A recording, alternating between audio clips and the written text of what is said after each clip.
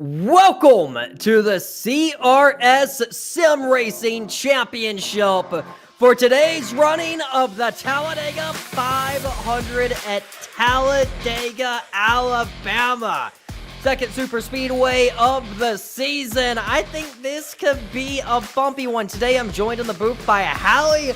Hallie, tell me about what we got here today at Talladega, because I'm freaking excited about the carnage we're gonna get. We got some track facts on the screen. Oh, that was meant to fade in more gracefully. Welcome along, Talladega. Second super speedway of the season here. We did Daytona once. We're going to go to one that's even bigger and has even more space to run with, as well as that classic start-finish line. This is, of course, miles down the straight. Came a bit of a fuel race last time. Let's just say it was practice here for the drivers on the track. There's nothing quite like getting a big pack of this many drivers around the super speedway again and seeing what happens. Oh, I am so pumped up. You see it there on the screen now. Here's the schedule. I mean, we did Daytona. That was a fuel mileage race. Indianapolis, it was a bit of a wreck fest, a bit of carnage. And now we're going to the NASCAR's wild card. And Talladega, that's going to be a big one.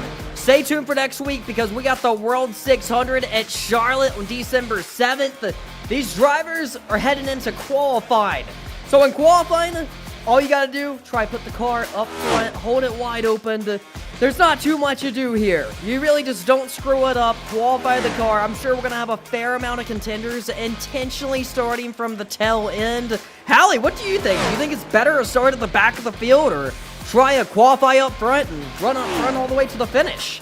I'm never really a believer in starting from the back, but it does benefit some people quite well. It can be a chaotic field. Some are hitting there. One of the first ever times on the oval here, so if you know the game, maybe you do want to sort of drop back. These cars are very compliant with a push, of course. They're sort of designed to run around these super speedways. But also, if you can end up front, you're going to have fuel problems if you're just permanently first, but you've got everything that's going to happen behind you. You're probably going to get slowed quite a few times by the cautions yourself. So the qualifying laps is quite weird here, because you very much have to sort of know how to best use the tyre model and how best to build up your speed and exactly when to take your line. It's not really obviously about skill about getting around the track, but you have to set yourself up properly.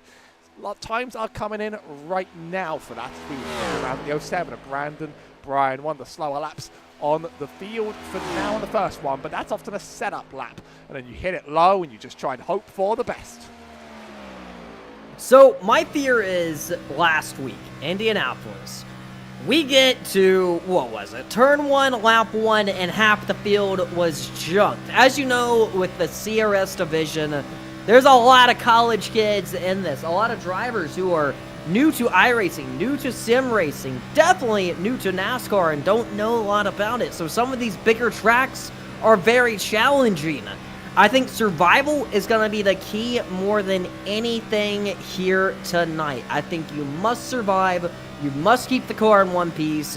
You must make sure you do not wreck the car. I think Dale Earnhardt said it first. He said it best. If you want to win the race, you must first finish the race.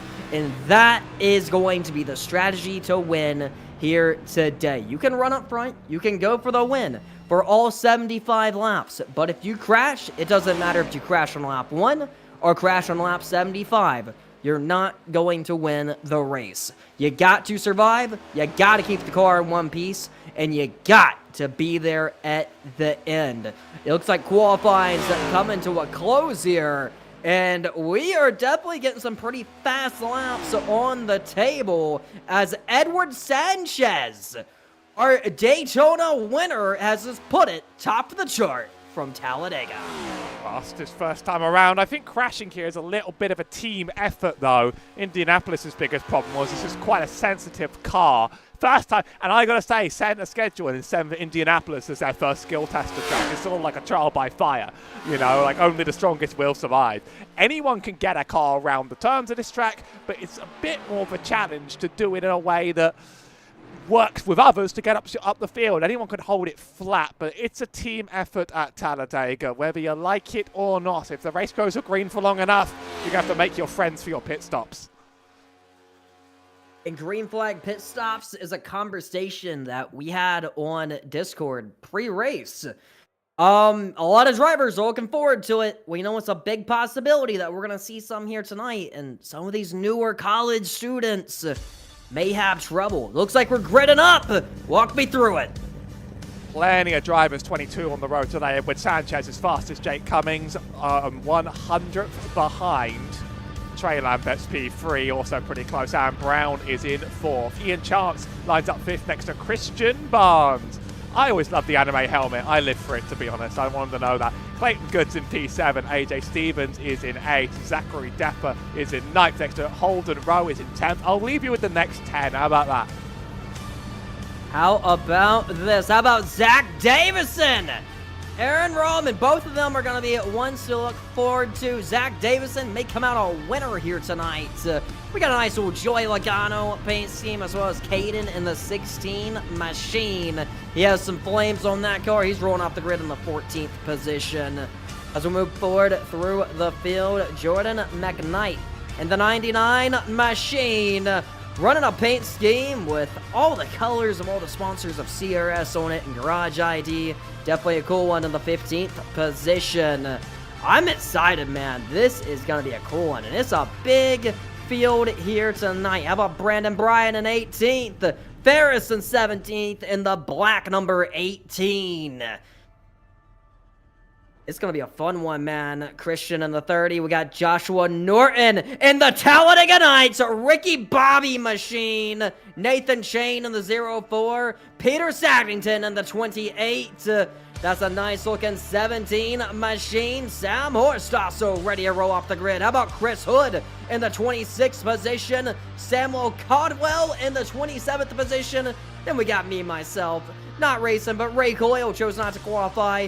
He's rolling off the grid in the back. And finally, Randy Randell will be rolling off tail end of the field. Well, I guess it's time to roll here. Make it 30 rather than 20. I mean, Talladega always brings out plenty of people who are absolutely fascinated at it, let me put it like that. We're running 75 laps. If we stay green, it's an hour to the end, but you don't often stay green forever. We have some people in the race were asking, there are no fast repairs. You take damage, you're going to have to fix every last bit of it on that car on the road, and it's very likely that a big caution will take out the field on a track that lets you go 3 wide the whole way around. And of course, an iconic start-finish line right at the end. There's often drama here at Talladega, let me put it like that. We got the Bitcoin Lambo himself, the big man, Peter Saddington, rolling off the grid in the 22nd position. This is an opportunity race for Peter Saddington. He's going to take some of these college kids to school here tonight and try a pull-off of victory. He's going to try to be victorious. I'm ready to roll, man. I'm excited, but I'm expecting carnage on lap number 1. I'm expecting this to quite possibly get a little bumpy, get a little ugly. But that's the fun of this division. That's the fun of college racing. That's the fun of college sim racing. So as we are on the pace lap, Edward Sanchez is going to be leading them to get the green flag as he's looking for his 2nd win of the season and to be 1 step closer to being victorious with the championship. It's a long race, and I'd be wary about causing carnage on the first lap around there. You've got to settle into line, and you've got to just stick with people for a long time. It's not hard to make it round, but it's people to get impatient for positions early that could cause problems. I always expect things to flare up near the end around here and to be a little bit slow and peaceful, but I was surprised last week, so I could get surprised this week. Who really knows?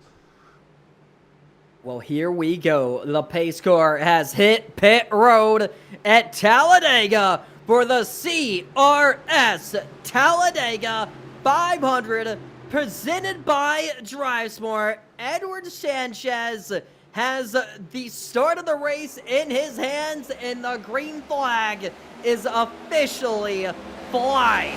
How long till we see chaos unravel? Are we going to see a big crash on lap number 1? The outside is automatically moving, and take a look at that. just barely getting down. We got a lead change up front, and they're 4 wide. Coming up, turn number 2. Hold your breath down the back straightaway.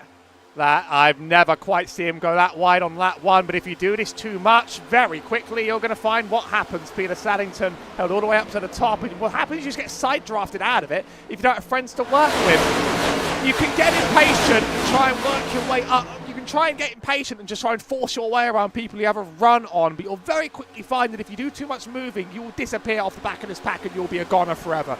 Yeah, it's the people who are just going to run double file, who are going to stick in their lane, who are going to make a move when it makes sense for them, that are going to get up. Otherwise, you have to wait for a caution to get you back. We're already separating all the way down this field. We do see the outside attempting to come in. A little bit of bump drafting up there. You got to work twice as hard to get the outside to come in. The outside groove is normally the fastest, but you got to push a little bit more because it's not the shortest way around. The bottom is the shortest. The bottom's going to get you around the track the quickest, but you're also trapped. You have nowhere to go. You get boxed in, you get trapped in, and you can't find your way to the front. You can't get the help to get it. Right now, up front, we are taking a look at the field as Jake Cummings is leading in that 95 machine right in front of Aaron Brown in the number 8. And then we got Edward Sanchez running 3rd. How about this race so far? A lot of these college kids are, you know, they're not roll boy. They're getting a little crazy in the back, as I was just about to brag on them for not wrecking early and just being smart, using their heads and knowing that they got to survive. I mean, anytime you have a 30-car field on a super speedway, it's the recipe for a disaster. It's going to be danger. We're seeing 3 wide racing off turn number 3 and 4, and everyone is pounding the cars in front of them. I think I see about 10 to 12 guys that are wanting to go to the front right now. You see probably about 10 guys as well, just content with running mid-pack. And you see about 10 guys saying, I want to survive and run at the tail end of this pack. 3 different strategies, but you also got to worry about fuel mileage in case we do go green flag racing for the first 30 or 40 laps here, and we have to make a green flag pit stop. Christian Barnes was leading that top line just by himself, and the 31 of AJ Stevens in the black and green car tried to sort of get his nose out and think, I can pass this guy. What's the first thing that happens? I need to finish that fault. We do have wrecking in the back. Sam Horst is around, and that's a yellow flag. Sam Horst, the hitman, driver of the number 6, has ran into some danger here at Talladega, and this is going to be the first yellow flag of the day.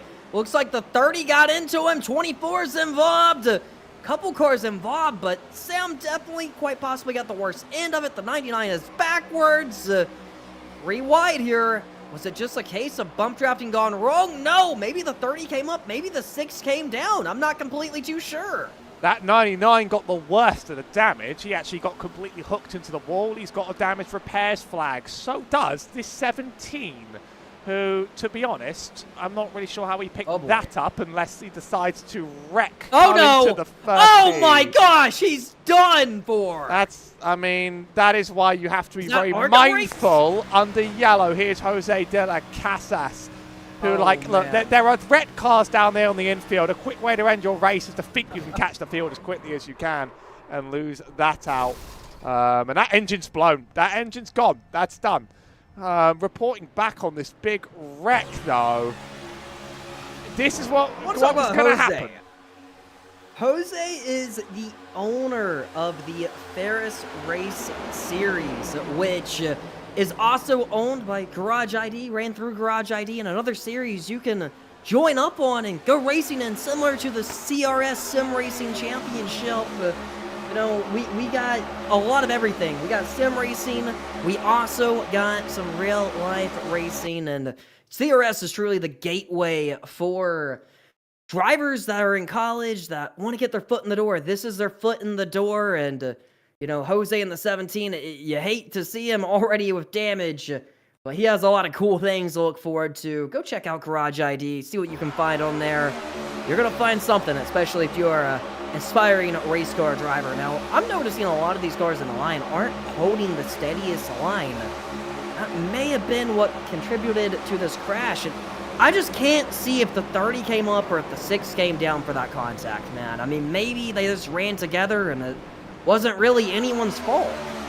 It looks a little bit more to me like that 30's running out of lane. Look at how it moves compared to the cars around it here. That 6 has a big run, and it could give more space.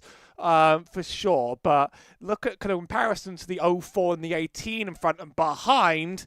Now that's out of line with the 18. That's a drift up. Might have been caused by a bit of aero push from the 04, not expecting it, and that is a little bit of understeer. What's unfortunate is that hook on the 99 is on the unfortunate side though. That's a really innocent victim.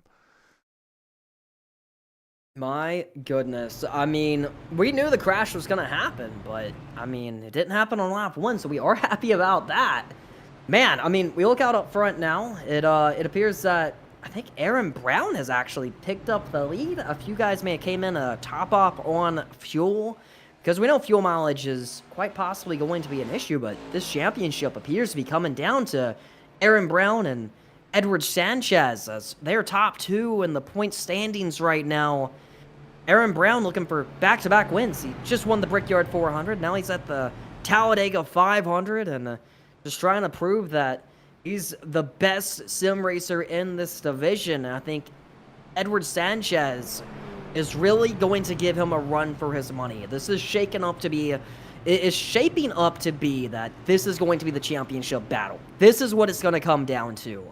And these drivers know it. They're trying to get a little bit more out of each other. They're trying to make sure that they beat each other here today. And within doing that, you got to make sure you don't beat yourself. There's a lot of money on the line for this championship, especially for these paid CRS members and these college kids. And, man, whoever gets their hands on the prize here, they're going to win big. And Aaron Brown, that 16 car, I think he's ready for war. But I go back to Daytona when Edward Sanchez put together a final lap pass for the win. The raw excitement we seen in his post-race interview showed how serious he takes this and how much he just enjoys racing and sim racing, and shows that he's not coming here to play around. He's coming here to take this serious. He's coming here to try to win the race, win the championship, and go for the big prize here today. Well, I believe we have just taken one to go, and I think we're going to be coming back to get the green flag.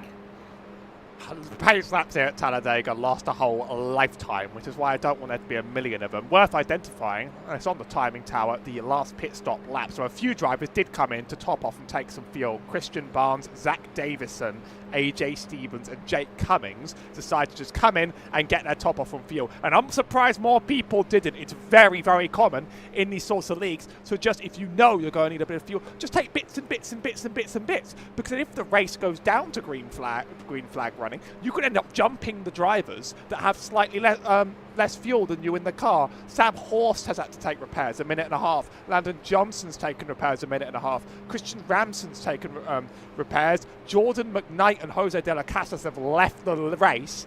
Those repairs might not even be complete, and unfortunately aero damage is a big problem. Worth reminding about iRacing restart rules, as the league admin is reminding many of these drivers, you can only pass on the outside before you hit the start-finish line here. I'm excited, man. I'm excited. So we are going to be giving away a couple signed NASCAR hero cards at the halfway mark. Let's shoot for around lap 37, lap 40. I'm going to give out 2 in this stream since we're at the halfway mark for the season. Not only you're going to get a signed Ryan Ellis hero card for DGM Racing, also a Leland Honeyman signed hero card from his start from the Roval. So in order to win that giveaway, all you got to do is put something in the chat. It doesn't matter what channel you're watching on, whether if that is over on Garage ID, dlbxtv, or the Go Drive Smart YouTube channel. Put something in the chat, and we're going to do a random draw and pick a random commenter. Well, the green flag is back fine, and Aaron Brown is going to lead them into turn number 1. Now, it's important you don't get too big of a jump here at Talladega, because how the draft works, these guys will eat you up almost immediately. We are seeing some double file racing, potentially 3 wide, and we are going to see 3 wide already as soon as the green flag has been dropped. I'm curious, how long is it going to be until the next yellow flag of the race? Here we go! We got the race on back here. One car got shot underneath the yellow line down the back straightaway. Is he going to merge back up? He's still on the apron. This is Aaron Ramon. Now, I'm just watching drivers here that are less patient than they really should know around there. Obviously, they haven't gotten to do many of these races very often, so sort of don't blame those further back for not knowing the implicit rules of the road, but really, like, a lot of this is kind of unnecessary, and a lot of this too wide is slowing people down. You can make 2 lanes, and in fact, you know, you'll see drivers in real life make 2 lanes all the time, but they'll stay there and they'll stick there, and then they'll hang with it. They won't, and also they'll try not to side drop, because these cars, when they get next to each other in iRacing, are ridiculously sensitive. They slow each other down so much. If you're moving around constantly, darting up and down lanes, you are going to fall back, and maybe some people might do that on purpose, as you have pointed out, but this single file running, this is sort of discipline. There's going to be chances to get ahead and make your move and make it matter, but you certainly can't just take that on your own schedule here. So we are approaching 65 laps remaining. We're seeing a lot of the front contenders go single file and just say, I don't want to lose positions. I want to take care of my car. I don't want to wreck here, is what they are doing. I think a lot of these college kids who are getting the laps under their belt, getting the track time under their belt, are wising up week by week, and that's something that's really fun to watch here. But look at this, side by side, kind of tail end of the pack. These guys are trying to get that outside going. They don't have a lot to lose unless they crash here. So there's a lot going on. A few cars have lost the draft, a few cars are trying the outside, and there's a lot of contenders up front that are running single file, but they're getting more help. More drivers are jumping to the top, but one driver I'm watching in this field is that driver in the 4th position, Clayton Good. He was so fast at Daytona. He's working with CJ McLaughlin. They were drafting buddies until that tragically ended with a big crash. But Clayton Good, he has proved in the past he knows how to get it done here at Talladega. He knows he can get up there and go win this baby. He knows he doesn't got to win it on lap number 11. He doesn't got to win it on lap number 73, 74. He knows the only lap that's going to pay is lap 75. And when he's ready to pull the pin out of the grenade and go put that baby up to the lead, this race is going to be on. I think the 3 big contenders you got to watch right now, the big 3, is Aaron Brown, Edward Sanchez, and Clayton Good in this one. There's going to be some other names pop up, especially if this turns into a fuel mileage race. And with the green flag racing we are currently getting, it very well may be a fuel mileage race. We're seeing a couple cars really try that outside. But the leader looking out back, all he sees is a single file train behind him. These cars are great at giving pushes to each other. They're very stable, and you can just shove even through the corners. So much aero sucking them to the ground, and that's what Edward Sanchez is doing. If you overdo it, you're going to have to watch your engine temperatures. Of course, these things can overheat, and they can have a very bad time in the NASCAR off-season. We're going to be hitting the Daytona 500 very soon, and I wonder how many of these drivers will try and enter the iRacing one. Anyone with a C license and above can race in the iRacing Daytona 500, and some of them are on brand new accounts. They've clearly just gotten started. Some of them are on accounts that have been on this sim for a long time and have good ratings and are very competitive, let me tell you that. Edward Sanchez, 5,000 iRating, which in iRacing, that's a very big deal. You are a very strong oval racer, and you're hoping to get good results in any league you enter. Oh, you're practically a veteran with a 5,000 iRating. So Ferris, who fortunately, I think he had a little crash early on. He has some fans in the lobby, and that's always good to see. I think we got a good field in here, man. We got a good field. Ferris might still be moving, but we had some big crash at the beginning that took out a lot of competitors, and there he is, 18 Ferris. He's holding up strong.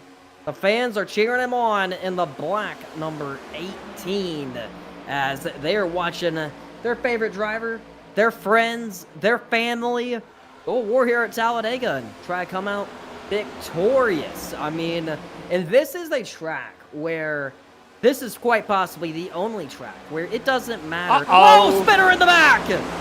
Whoa, here we go. 22's and bobbed. Oh, Zach Davison potentially got the worst of it. I don't see any damage. I don't know how he would have kept that car clean. I think he actually did sort of get away with that, which is pretty incredible. Oh no, we do have one meatball flag in the field on Brant Gladstone. Let's take a look from the blimp, see what happened. Brant Gladstone, then the 9's taken some serious damage. There goes the 19. Got into the 19 of Zach. Oh, that's the shot.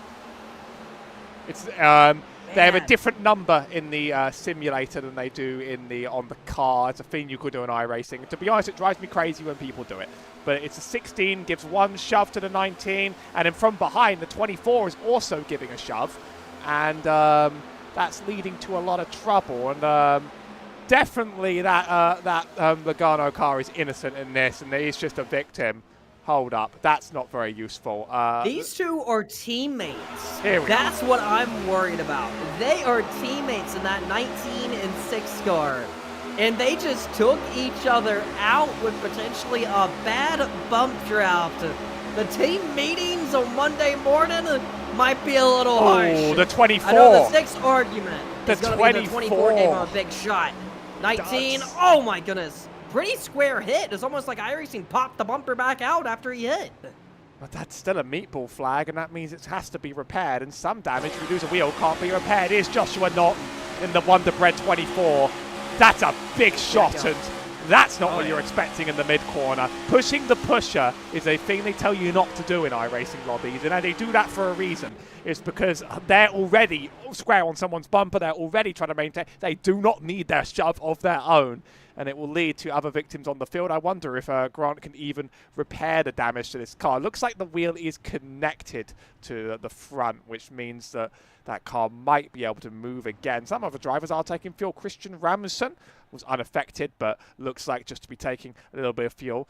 Tyres as well, which you might have just accidentally left on because they're not going to be a limiting factor in a race this distance. But if you're going to be joining the back of the field, you know, you're going to join the back of the field, not the biggest deal in the world, and also might be trying to get a little bit of damage from earlier repaired off. Here come the leaders, though. Aaron Brown, Edward Sanchez, Trey Lambert, and not Zachary Depper.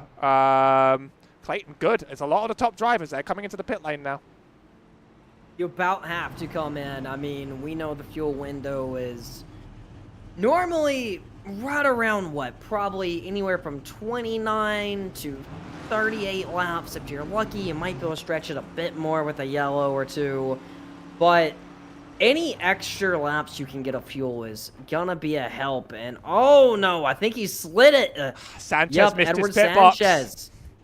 Slid it in a bit too deep, came in a little too hot there. That cost him a and place. He's gonna learn, you know, for future pit stops that, especially if they're under green, because that's gonna cost you. So all you got to do in that situation is put it in the memory bank, move past it. So the 24 quite possibly caused that crash of Joshua Norton, who is in the Ricky Bobby machine, I believe. He just stayed out on the racetrack, and he's now running in the 3rd position. So this definitely worked out for him, but he may be a bit shorter on fuel come the end, which is something you just got to keep in mind. Oh, look at that front end. That car is a little bit dented in. Oh, there's damage. And, like, that is going to... And also on the rear. So he's going to drop like an absolute rock under green flag. Yeah, this 24 machine of Joshua Norton is not going to want to move too well when we get back under green flag conditions. I don't expect it to move, and I really just don't expect him to get a lot of drafting help here. So it's going to be a bit of a difficult task, but I really believe if he can get up to speed on the first lap or two, he maybe will hold his way in the pack if he can stay on the bottom groove. So there is hope for him, but he can't expect to lead the race or lead the outside.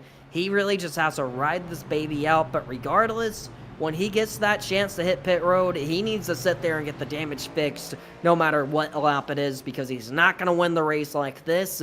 Luckily for him, it doesn't look like the damage is terrible. It's fixable, though it's definitely not a day ender.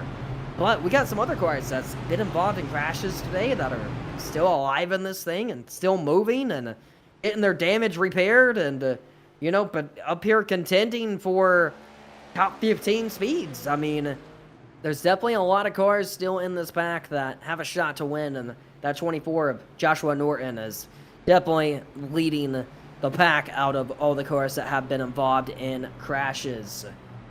Well, we got Chance in the 54 machine up front. He's going to be leading them to get the green flag.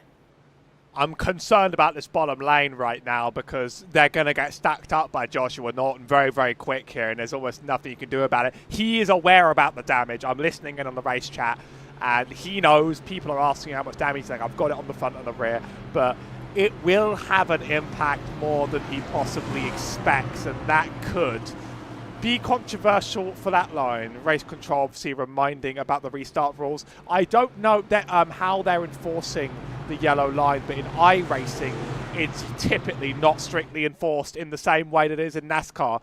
You can pass under there, but you have to rejoin safely, and it's your fault if you force your way up. So we won't be getting the NASCAR cameras out here on the field, and they're not clearing any black flags either. So you have to listen to race control instruction on restarts. Oh, we definitely have that double yellow line rule here tonight. Passing underneath that is out of bounds. And you're pretty much going to have the option to give it back or make it a black flag for it. So you got to be careful, especially if it comes down to the wind. You don't want to leave it up to race control to make that call. But we're coming back to get the green flag from Talladega. As laps are winding down, we got quite a bit of survivors in this field. And here we go. Chance in the 54 is going to lead them on the inside group, but will that 24 of Norton move? It's going to be interesting. Here we go. We expected the outside to really take off. So when you hear that in voice chat of, yeah, I got damage and it's hurt, that's telling a lot of drivers in the field, don't go with me. You know, even if they're not going to say it out loud, they're saying, I don't want to go with that guy. I don't want to be stuck behind that guy.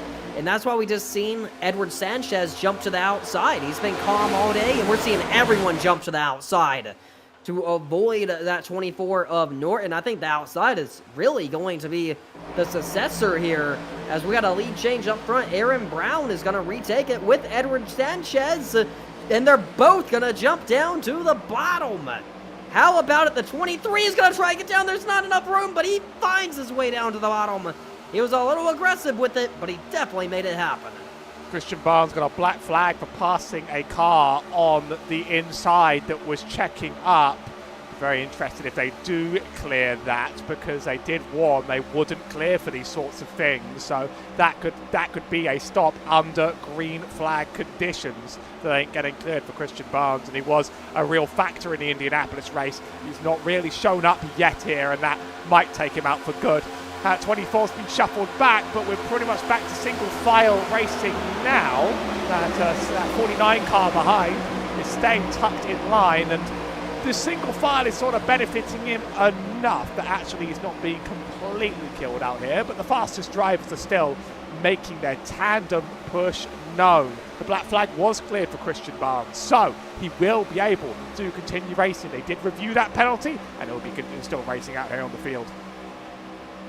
So we are seeing Chance, you let him get the green flag, and since he was on the bottom, nobody just went with him because they thought the damage score on the bottom wasn't going to do it. So he paid the price a little bit here and dropped down to the 5th position.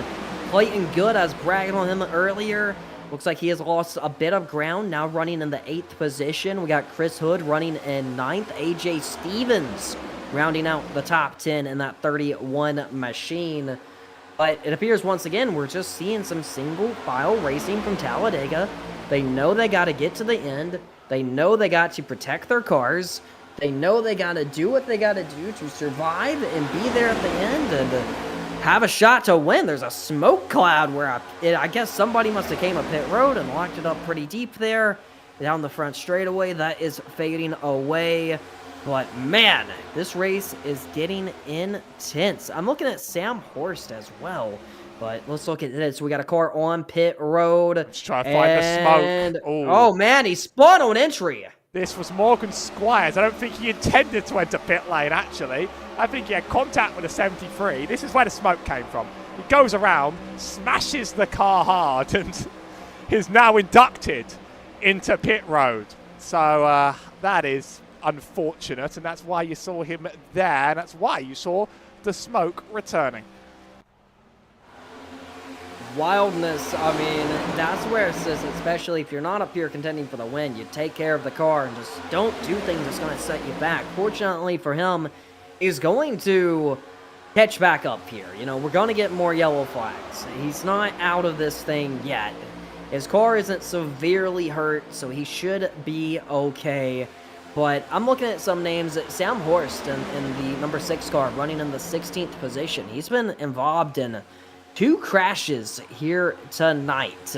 Not directly with one of them, but he's living proof that this thing isn't over, even if you do get a little bit of damage on your car, even if you do spin out, even if you do gotta pit every yellow and get your damage repaired.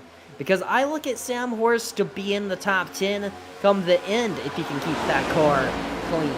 But right now, it's a single file train, baby. Choo-choo all the way back from first to probably about 20th. Nobody really wants to jump out on board with Edward Sanchez.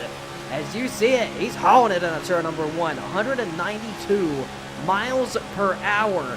He doesn't want to jump out. You're probably wondering, why isn't Edwards making the move and just taking the lead? He's running in second. He can clearly do it if he wants to. Well, he's scared if he jumps high, he won't get the help, and he may go from second all the way down to 25th because he's not going to get that help, and he's going to be on an island of his own on the outside group if he does make that jump. It's like falling off a cliff sometimes.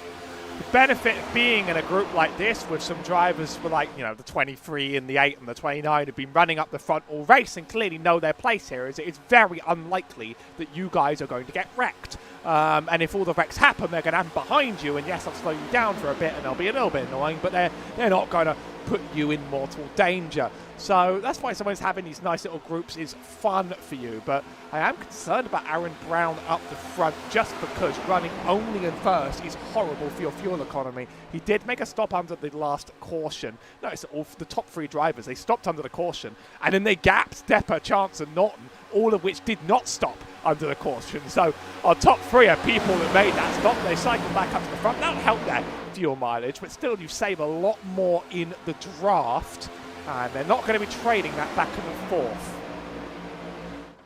So we look at the pit window to potentially open.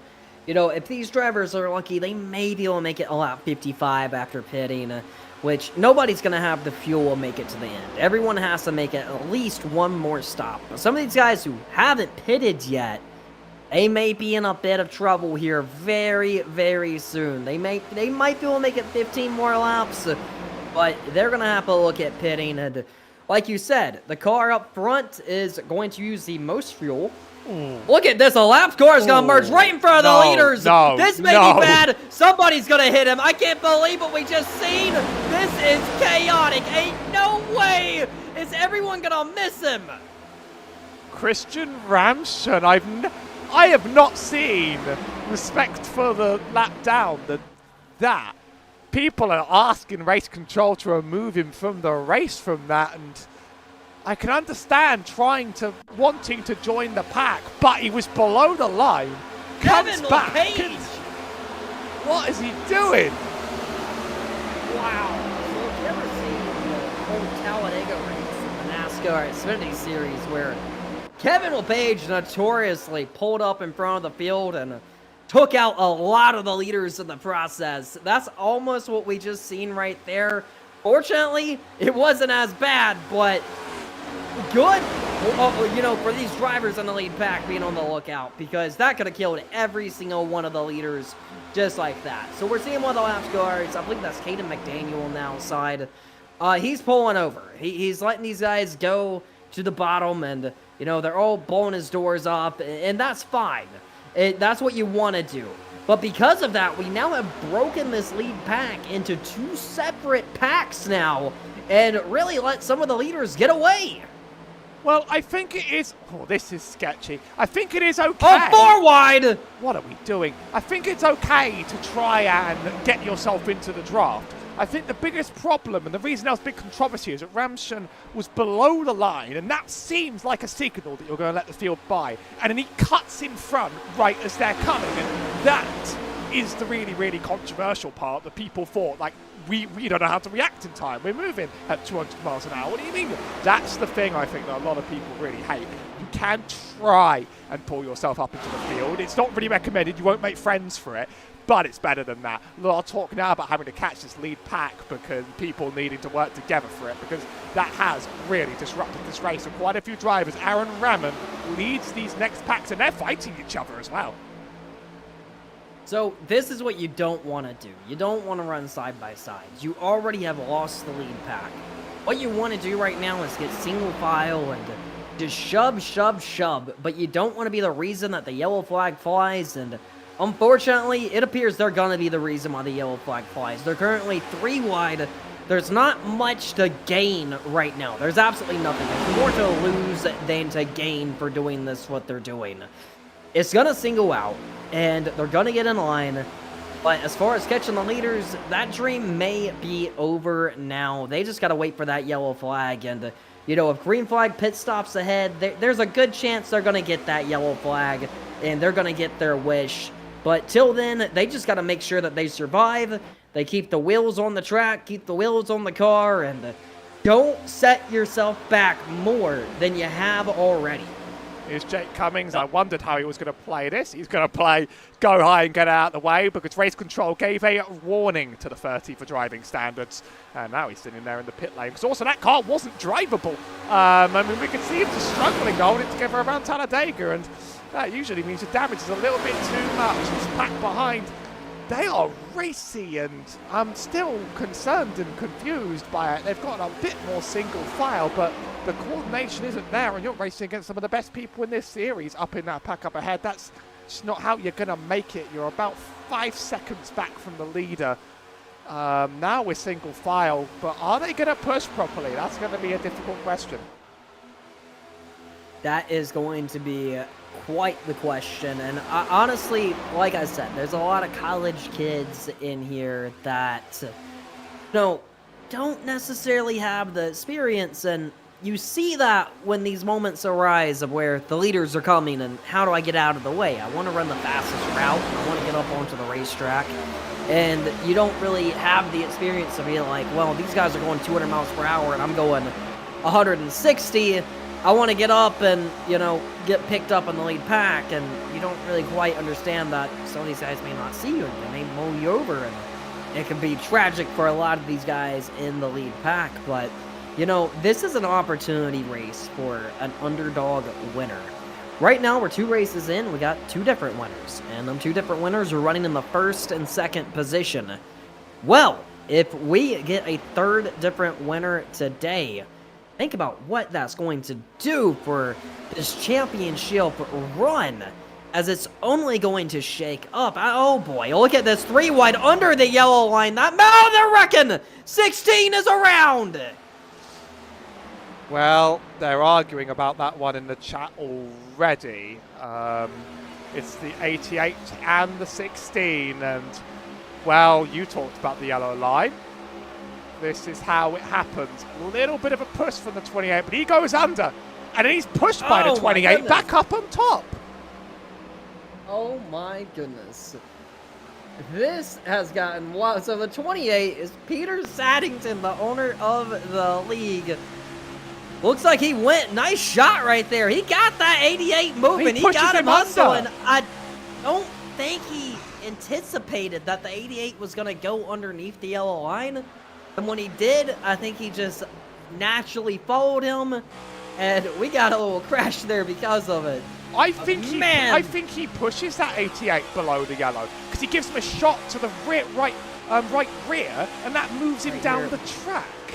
That's what I also will say don't know that 88 intentionally went below the line rather than giving that momentum to the car in front of it. I'm not completely sure.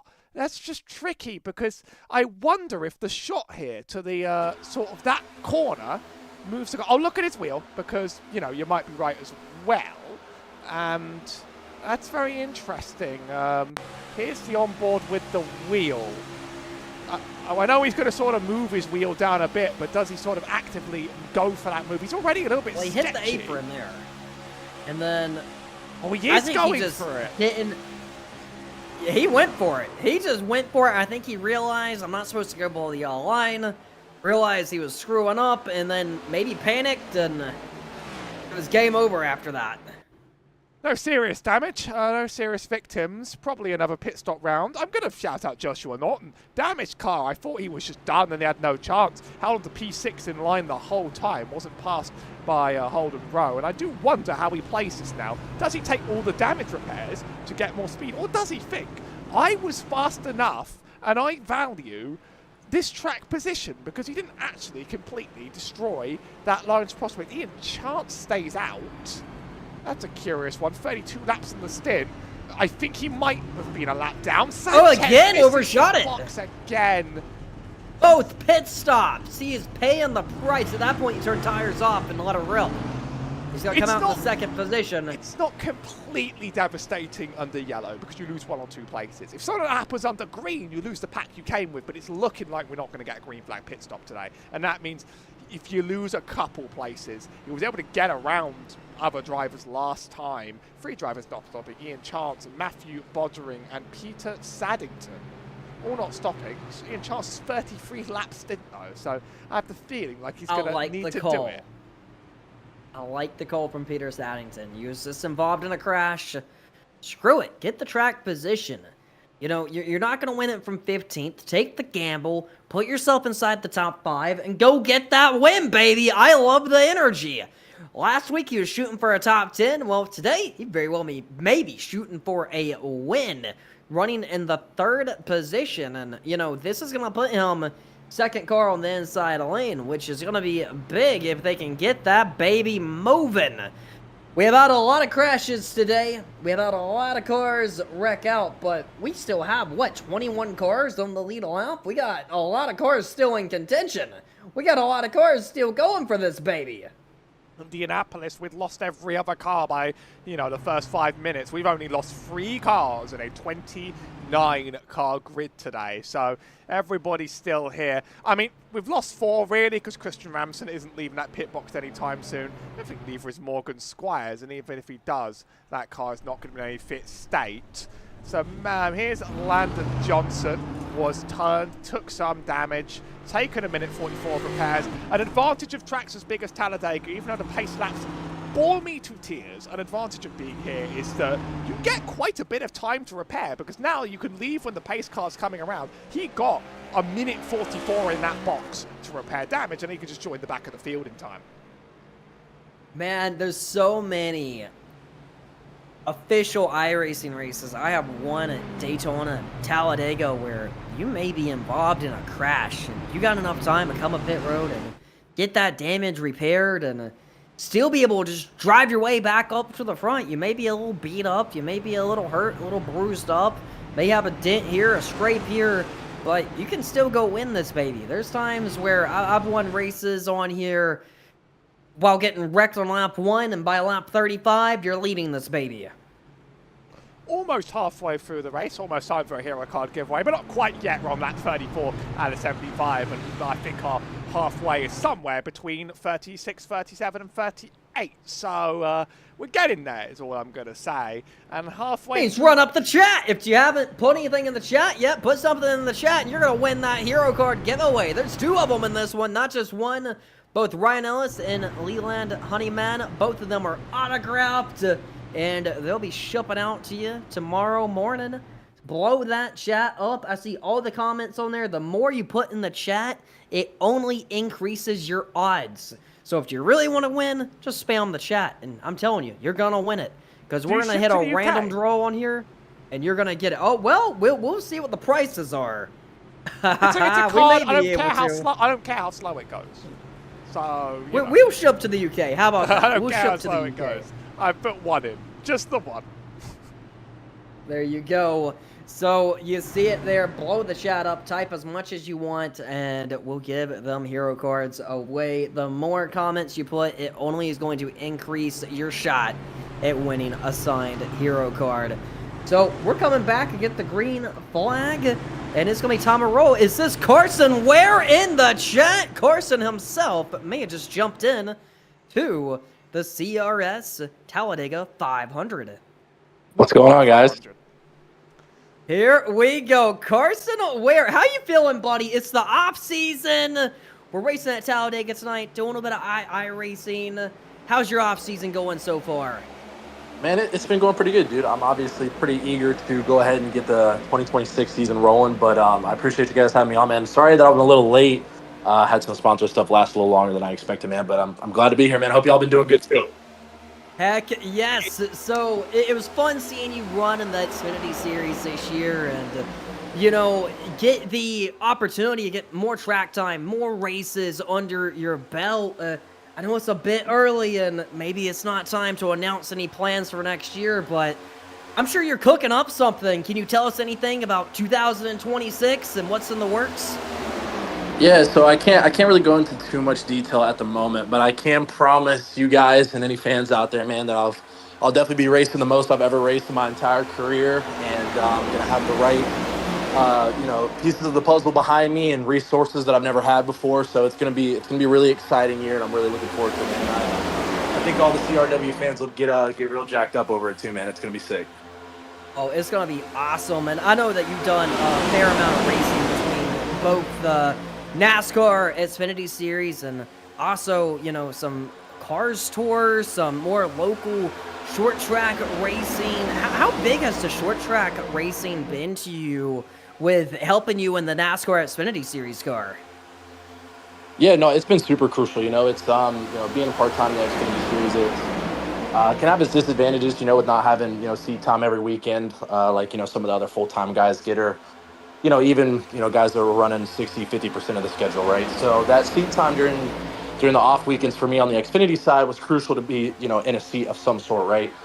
Just having seat time and being in a race car is a huge positive, especially for me. And I was fortunate enough that I got to win at Ace in Cars Tour with the Pro Late model. We worked for a racing at Ace, and had some other good runs. We closed out the Owners Championship in Cars Tour. So it's been a huge addition to my success and just continuing to learn and having seat time, man. And I definitely can say too, there'll be a lot of short track racing next year too. I am so excited. So for our viewers tuned in, we currently just had the big one at Talladega. A lot of cars involved. So Carson, a lot of kids in this series are college kids, new to iRacing, new to sim racing. A lot of them are on fresh iRacing accounts. Don't even know much about NASCAR. What advice would you give them at a track like Talladega?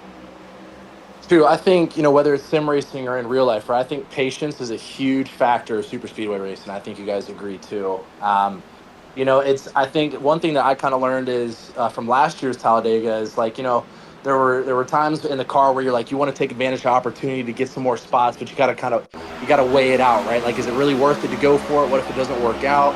And super speedway racing is really exciting, right, man? Your blood pressure's, freaking through the roof, man. It's exciting. You're door to door people, man. So I just say, just be patient, man.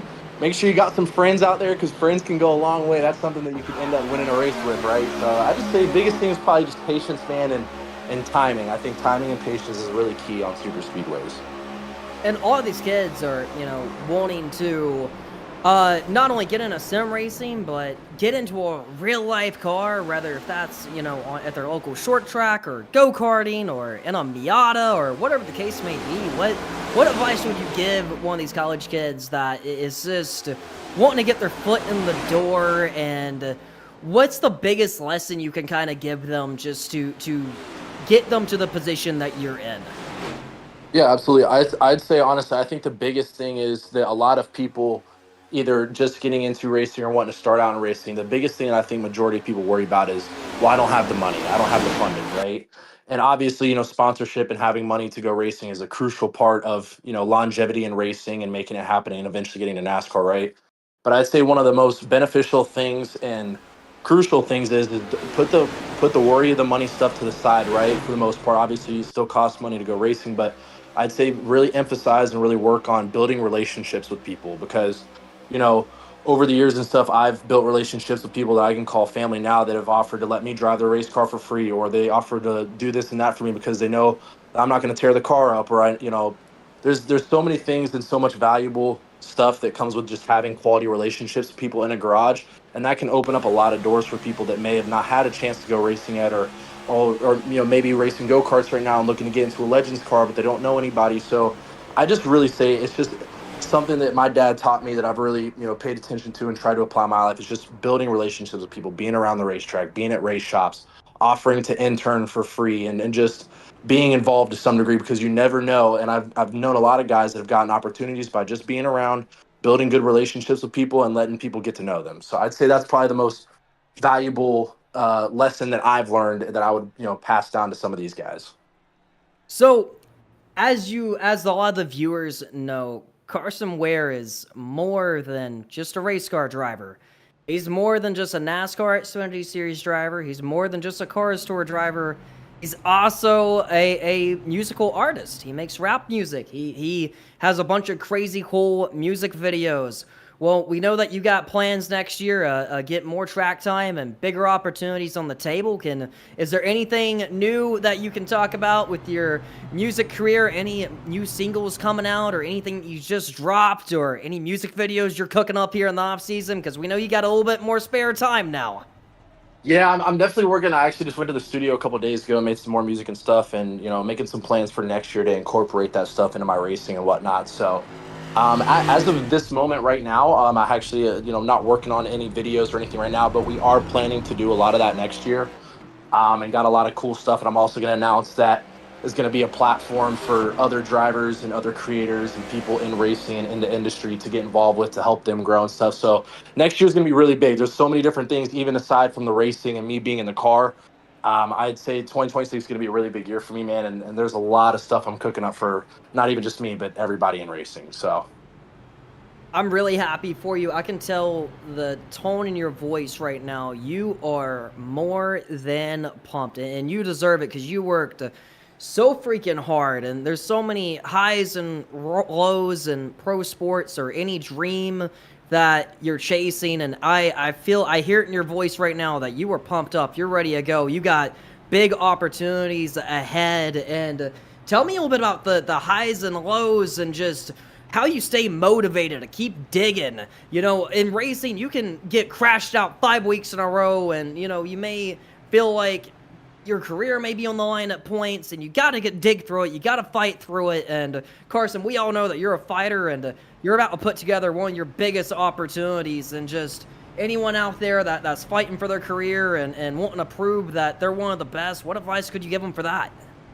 Honestly, man, I just say no matter what, you just enjoy what you're doing. The racing stuff, whether you're racing for Hendrick or Joe Gibbs or Penske or any of these top teams in NASCAR, or running for teams that may not have as much resources or funding and whatnot, man, you just got to always enjoy what you're doing, right? Because unfortunately with racing, and it's a little bit easier to do this at short track level, but as far as the NASCAR stuff goes, man, we're gonna lose a guy like me that's hasn't had the opportunities that I'll have next year, but it's like, we're going to lose probably 80 to 90% of the races we enter. Right. So, that being said, you got to enjoy the moment, man. Don't think too far ahead. I'd say being mindful, and when you're at the racetrack, no matter how good or bad it is, man, just appreciating that moment and enjoying it for what you can. And it's like I've had a lot of ups and downs, man, but I'm thankful for them because it's made me who I am today. And I've been able to apply life lessons that I've learned over the last 4 years, and put it into my racing, into the business aspect of selling sponsorships and doing a bunch of stuff, man. So I just take anything that you might think is negative or frustrating or whatever, and just use it as fuel to the fire, man, and just keep going. Because at the end of the day, I learned that when I wasn't racing, man, that there was nothing more that I wanted to do, and that's how I knew I wanted to go back into it and go full throttle, man. And that's what I've been doing this year, and as well as last year too when I got back into racing. So Hey, I actually got a jet. I apologize, brother, and I really appreciate y'all, but I have to take this next call, and I'm so sorry, guys. But I appreciate y'all's time, man. DLB, thank you, guys. Howie, thank you, and I love you guys, man. I appreciate y'all. Absolutely. Thank you so much for coming on, Carson. We love you, brother. I am so happy for you and everything going on in your life. Nothing but positive vibes from you every time I talk to you. Thank you so much for coming on here tonight. Carson Ware, everybody. We are back. We got a whole big one during an interview. I mean, like, we got another wreck, though, for you. Just so you know. What we got? You get another one. Oh, it looks like we got a couple cars involved in this one. 3 wide, 2 meatballs. Drives are starting to get wiped out. Now that 089 in the middle of a 3 wide, and that 12 gets cleared. That's Zachary Depper's already out. But yeah, that 089 of Brandy Randall was just sort of stuck in the middle, and it's hard to be in the middle of 3 wide when you're new. I mean, like, yeah, he does drift up and down this track, but I'd be scared too, okay? It's his fault, but I'd be scared too. That's what I'm saying. Definitely looking to get pretty bumpy here from Talladega, but this is what you expect from here. I mean, we have under 35 laps remaining, and now's a good time to give away them hero cards. Blow up the chat one final time, and I'll give it away here right before we get the green flag this next time round. This is for a Ryan Ellis hero card and a Leland Honeyman signed hero card. Both are autographs. Shipping them both together. I'll ship them out Monday morning. After you win, get in contact with me over on Discord, Instagram, where the case may be. I'll get your shipping address, and we'll be good to go. We'll be good to get that baby shipped out. Blow the chat up. Blow the chat up. Put everything in there. I see a couple names in there that definitely has been spamming it. So, I see you guys. We're going to give it away here right before we go green flag racing. We got 34 laps remaining from Talladega. And, you know, we just had Carson Ware jump in, and I'm genuinely so happy for the guy because he sounds like he's in such a positive headspace right now, and you know, he just sounds very energetic. He sounds very happy, confident. Like, you know, I know that he's been posting on social media about he has some good things cooking up, and you know, Carson Ware is one guy in the garage where you see what you get with him, and he is such a down-to-earth, positive person. And I feel like he is a driver that, given the opportunity, a lot of fans will attract to over the years. You know, and he's definitely has 2 careers going. He's a race car driver, and he's also a rapper. He also has face tattoos. He doesn't look like your average NASCAR driver. He's not what you think that a NASCAR driver would look like, and he's just such a cool guy, down to earth, such a great personality. I'm genuinely very happy for him and happy he is able to jump in here tonight. We got 33 laps remaining, and I believe we're about to take one to go here momentarily. A couple cars hitting pit road, getting their damage repaired, and man, things are shaking out to get wild. So we do got Joshua Norton running in the 3rd position. Did he ever get that damage repaired? Car's looking a whole lot better now, and then he didn't stop after the big one like everyone else did. Holden Rowe, Caden Pado, and Joshua Norton stayed out. Everybody else jumped in, and I think that car, I don't know if it's 100%, but I think that car's certainly looking better than the Ally 16 in front and on the rear as well. It's looking pretty decent. These cars are sort of built like tanks. You touch an Xfinity with your finger and it sort of like snaps. Whereas these cars, you know, they are quite sturdy and quite rock-like, and you can get most things repaired. So suddenly he's just back in this race with full force. Absolutely. I mean, I wouldn't imagine he's going to have the fuel mileage to get to the end. But if he can get lucky here and get on the same cycle as everyone, he maybe will get out a win. And how cool would it be to see that Ricky Bobby machine in victory lane come the end of the Talladega 500? I mean, it's going to be fun regardless. I think we're going to have one heck of a show. I mean, I'm super pumped about the finish of this race, and I think it's truly going to be a very exciting race to come. I mean, the finishes here at Talladega are just always something special. They're always something fun. They always have excitement. You never know if the leader is going to be upside down and on fire before we get to the checkered flag, or if the car running 5th or 10th is going to be the guy to come out and win it. We're now reaching the point where we're pretty much close to one full stint. Almost. Those front guys are going to need another caution to stop in, really. But we're sort of approaching that window where some of you might be able to finish if you fuel up now. So we're now starting to reach the level where it matters, where you want to start making moves and getting yourself up ahead. I'm curious what Aaron Brown and Edward Sanchez are going to do. They've been top 2 this whole race, now 4th and 5th. They've worked their way up before. Christian Barnes just back in this, used pit strategy very well as well. So it's quite wide open again. Absolutely. Well, we are officially doubled up and ready to get this baby moving here soon. Let's give away some hero cards and do a random draw here and see who's going to be the winner. It's going to be a fun one. We're going to pick a random comment out of the last 10 and see who has it. See who's going to win this baby. And let's see who we got. Let's see who we got. I believe the winner is going to be Mark Chalk. You have won the signed hero cards for the Talladega 500. You are the winner, my friend. What I need you to do is now hit me up on Discord, hit me up on Instagram. It's at dlbxtv. Send me a DM and I'll get your shipping address and get that shipped out to you this week. Congratulations, my friend. You have officially won the Leland Honeyman signed hero card and a Ryan Ellis signed hero card. Congratulations. A Bitcoin Lambo said, yeah, Mark, GG, as he has won our giveaway with 32 laps remaining. Well, this has been a fun event so far for the Talladega 500. Next week, Is it 2 we are weeks? going to head to my home track. No, it's next week. Sorry, it was Thanksgiving, Next wasn't week? it? It's weekly and it was Yeah, Thanksgiving. we had an off week for Thanksgiving. Next week, we got the Charlotte 600 home track for me. That is going to be one fun race, our first 1.5 mile track on the schedule. 2 tough tracks coming up with both Charlotte and Homestead, Miami. These drivers are going to learn some lessons in them races, and they're going to get taken to school for sure. Look at the 27 on the outside digging.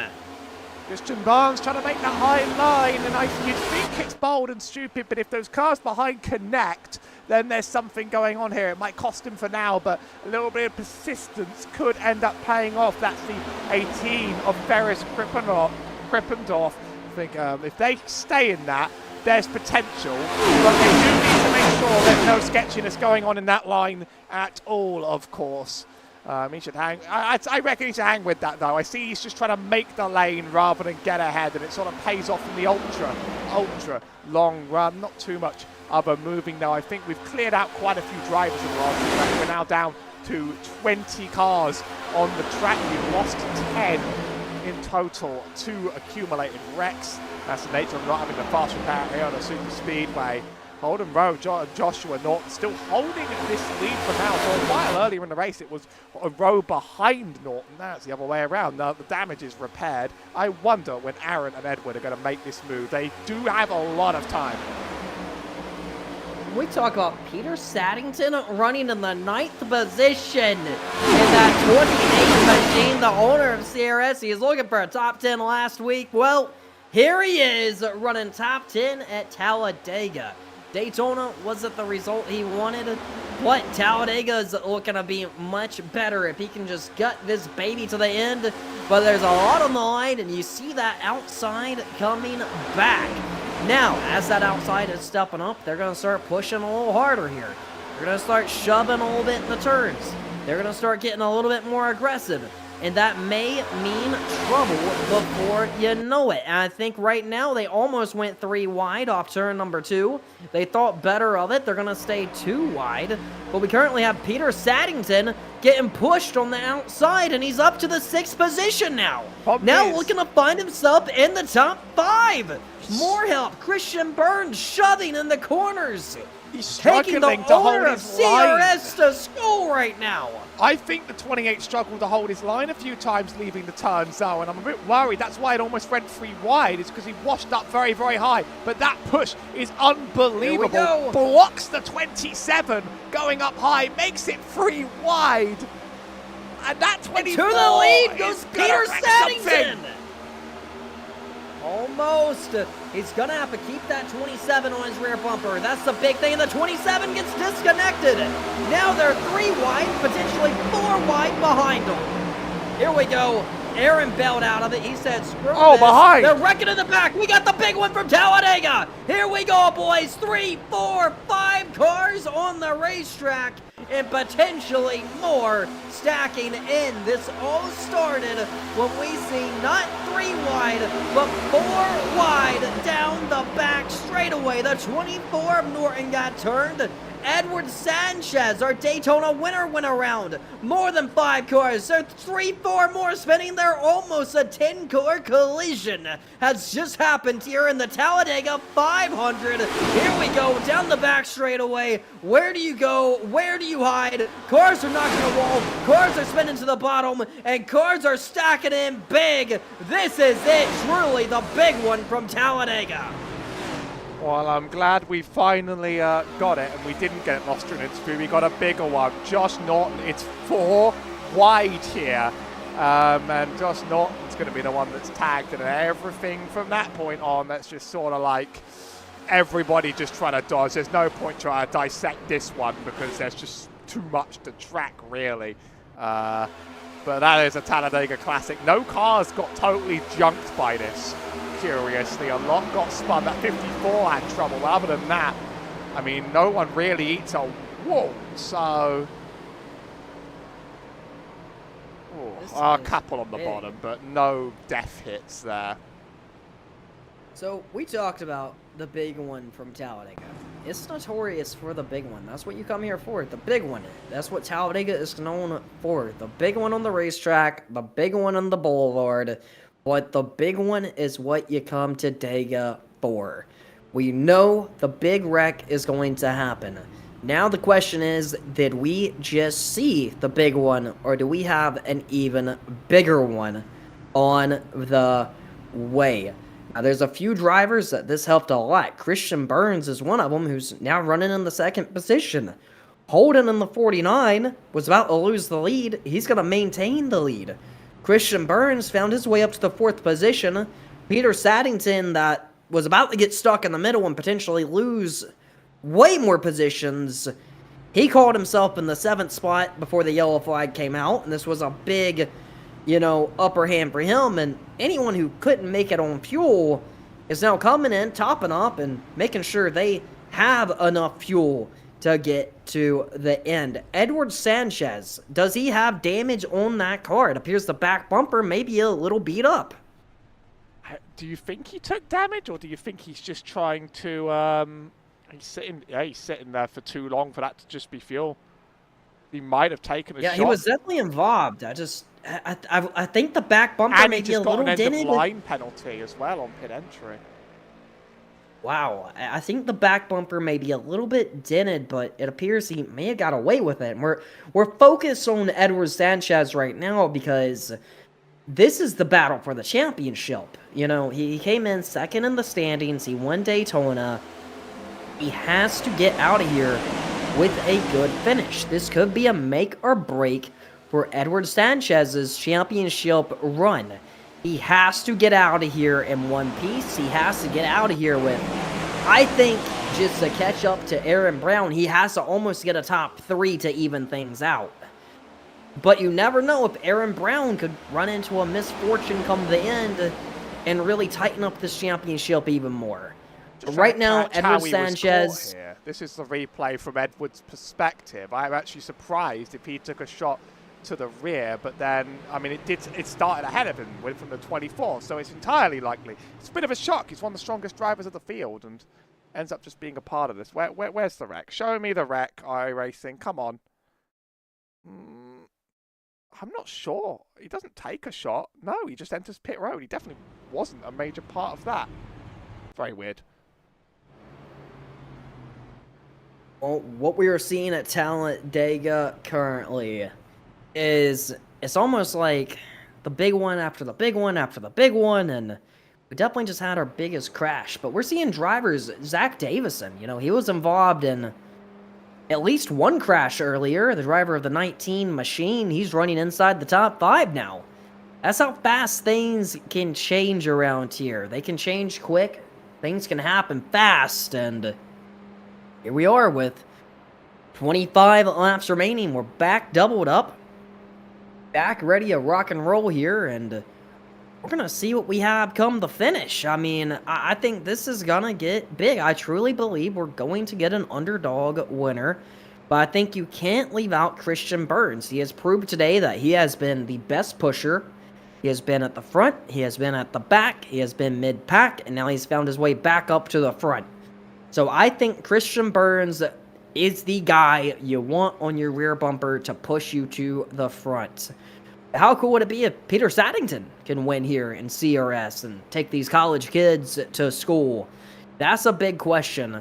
We got a couple underdogs here. Ray Coyle running top 10. He hasn't got the best couple weeks for his season, but here he is, still fighting, still surviving. Edward Sanchez just got his damage repaired. He's currently running in the 19th position. He's going to have to rebound here, and he's not going to have a lot of time to do it, so he's definitely going to have to get up on the wheel for it. It's now starting to get very real, and a lot of drivers there not stopping, clearly signaling that they're done with their scheduled pit stops. It's now just, we're not going to be stopping for cautions. Drivers aren't getting wiped out by these cautions, though, so we're just still trucking and trucking and trucking. It'll be 20 minutes of green flag racing if we go green to the end, which is obviously no guarantee. But no, we have some of the drivers really starting to make their big moves. Absolutely. I mean, who are you on the watch for here? Like, who do you believe? I mean, I think I'm looking at Christian Burns. I'm looking at Zach Davison, maybe as an underdog winner. I think Aaron Brown is probably my pick to win it. I think he's going to go back-to-back. Who are you on the lookout for? Who are you picking to kind of rise up here in the final 25 laps? I'm impressed by that 24 Josh Norton being able to hold on with damage. That's not a good reason. Whoa! Wreck in the back! Yeah, I mean, guys. Here we go. Please. 4 cars under yellow as we didn't even get to the green flag. Look, I'm paid by the hour here, but like, you know, this is these cautions last a long time, and there's very little going on. I mean, 73 checks up and just come on. Big stack up on the restart, but that's the fun of this series. I mean, college kids making mistakes, and yes, they are rookie mistakes, but we got a ton of straight rookie drivers that has never touched sim racing, drivers that don't know a lot about stock car racing, let alone sim racing, that are just wanting to get their foot in the door. And that's the cool thing with CRS is we're giving out free iRacing accounts to college students, and you know, this is the recipe for a disaster in some cases. But look at Edward Sanchez, whose championship run almost ended right here on our restart. But he was able to thread a needle, miss the crash, and prove that he's still in the fight and still in contention to win this title. He's going to have to do a lot of work, but I've seen people do work around here before and produce surprises. They put that start-finish line far down the straight back in the day to increase ticket sales on the tri-oval, and that leads to calamity near the end of races. One extra push just lasts a little bit longer around here. I remember my first, so I'm British. You might be able to hear it in my voice, but if you don't, you guys might need to know I'm British, and NASCAR isn't a part of my blood. But I did, eventually fall in love with it in the last couple of years, and last year I started driving an iRacing for the first time, and I did a lot of the regular ovals, and I really liked intermediates. I really fell in love with Auto Club, which is a bit bigger than intermediate.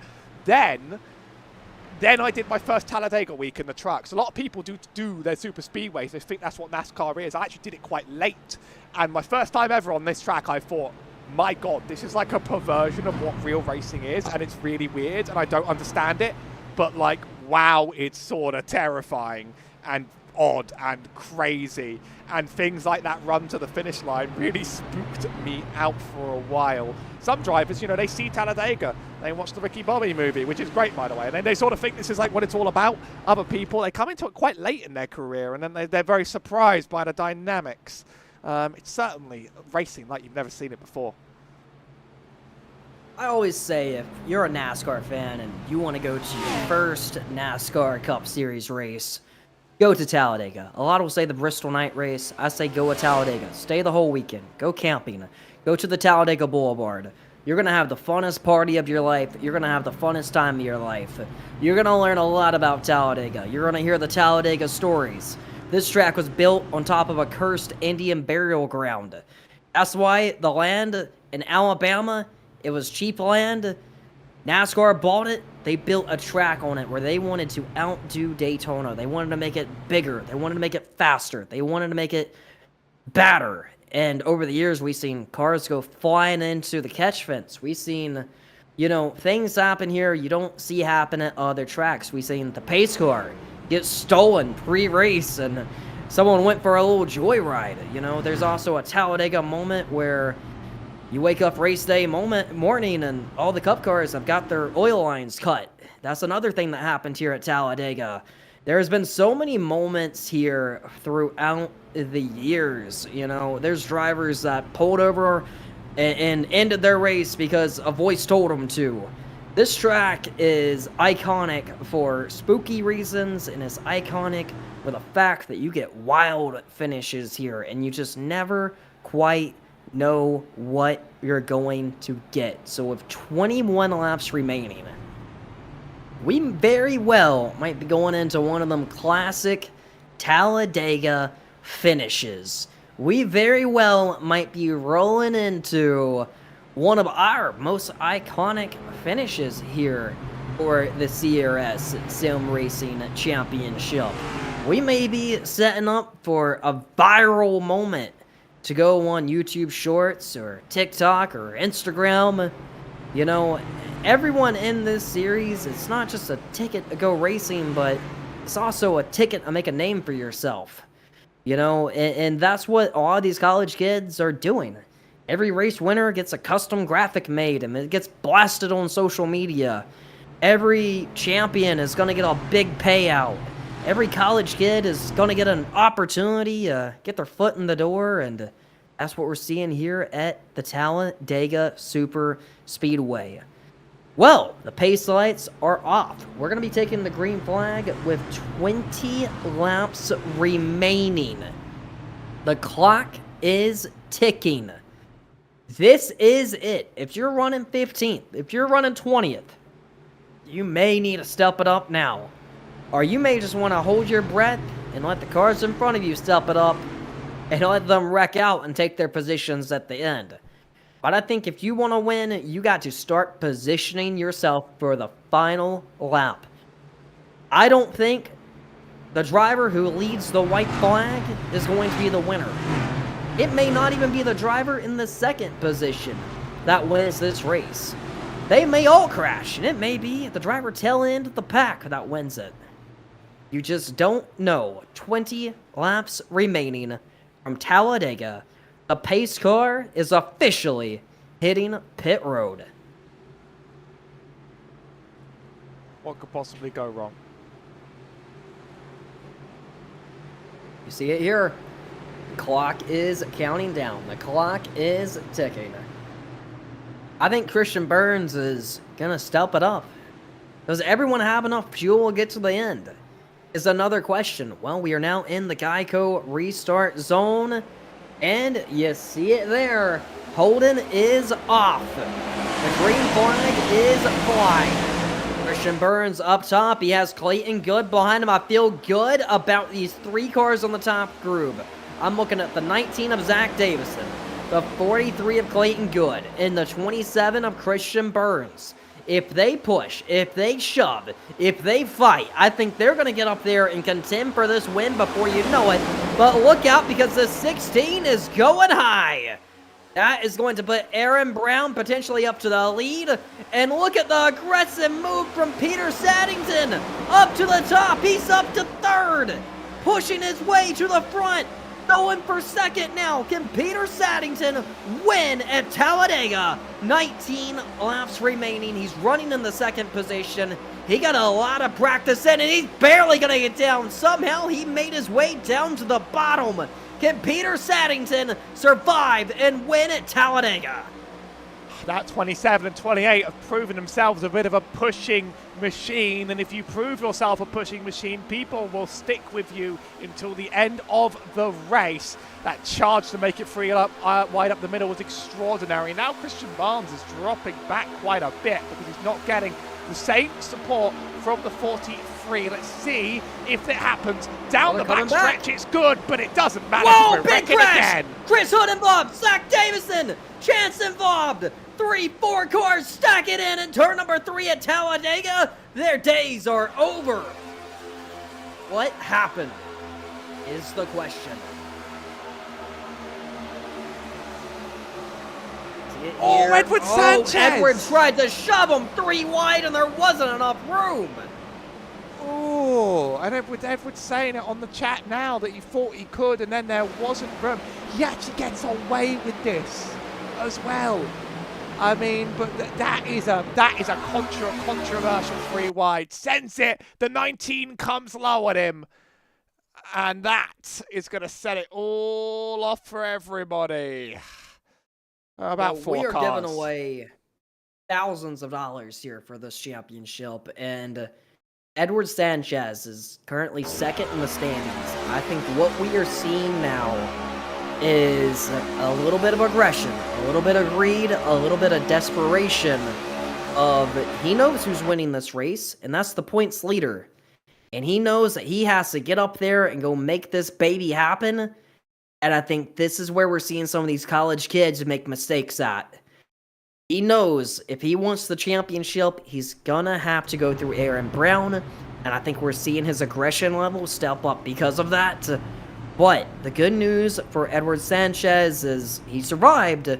The bad news for his competitors is some of them did not.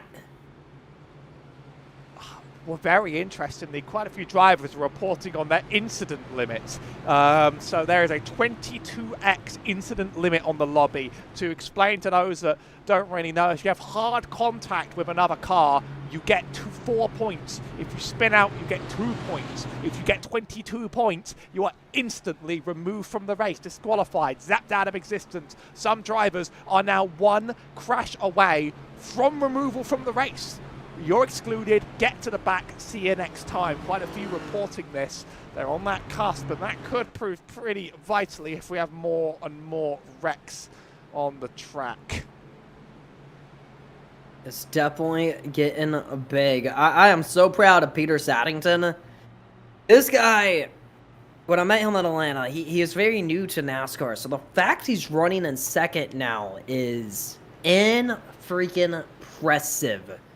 There is no way he adapted this quick and drove his way to the front. And we're seeing with the moves he's making, clearing himself at times, he is showing a lot of confidence behind that wheel of that 28 car. If Peter Saddington can win here at Talladega, this could be big. At this point, I would not count anybody out. Peter Saddington has been my new most impressive driver.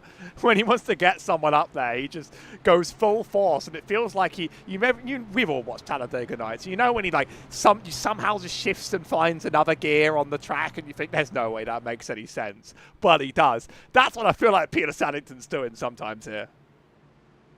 It's like the good old Days of Thunder quote, I'm dropping the hammer. I think when we got to about 25 ago, Peter Saddington said he's dropping the hammer. And he's doing that now, and he's driving his way up to the front. Can Peter Saddington survive Talladega and win?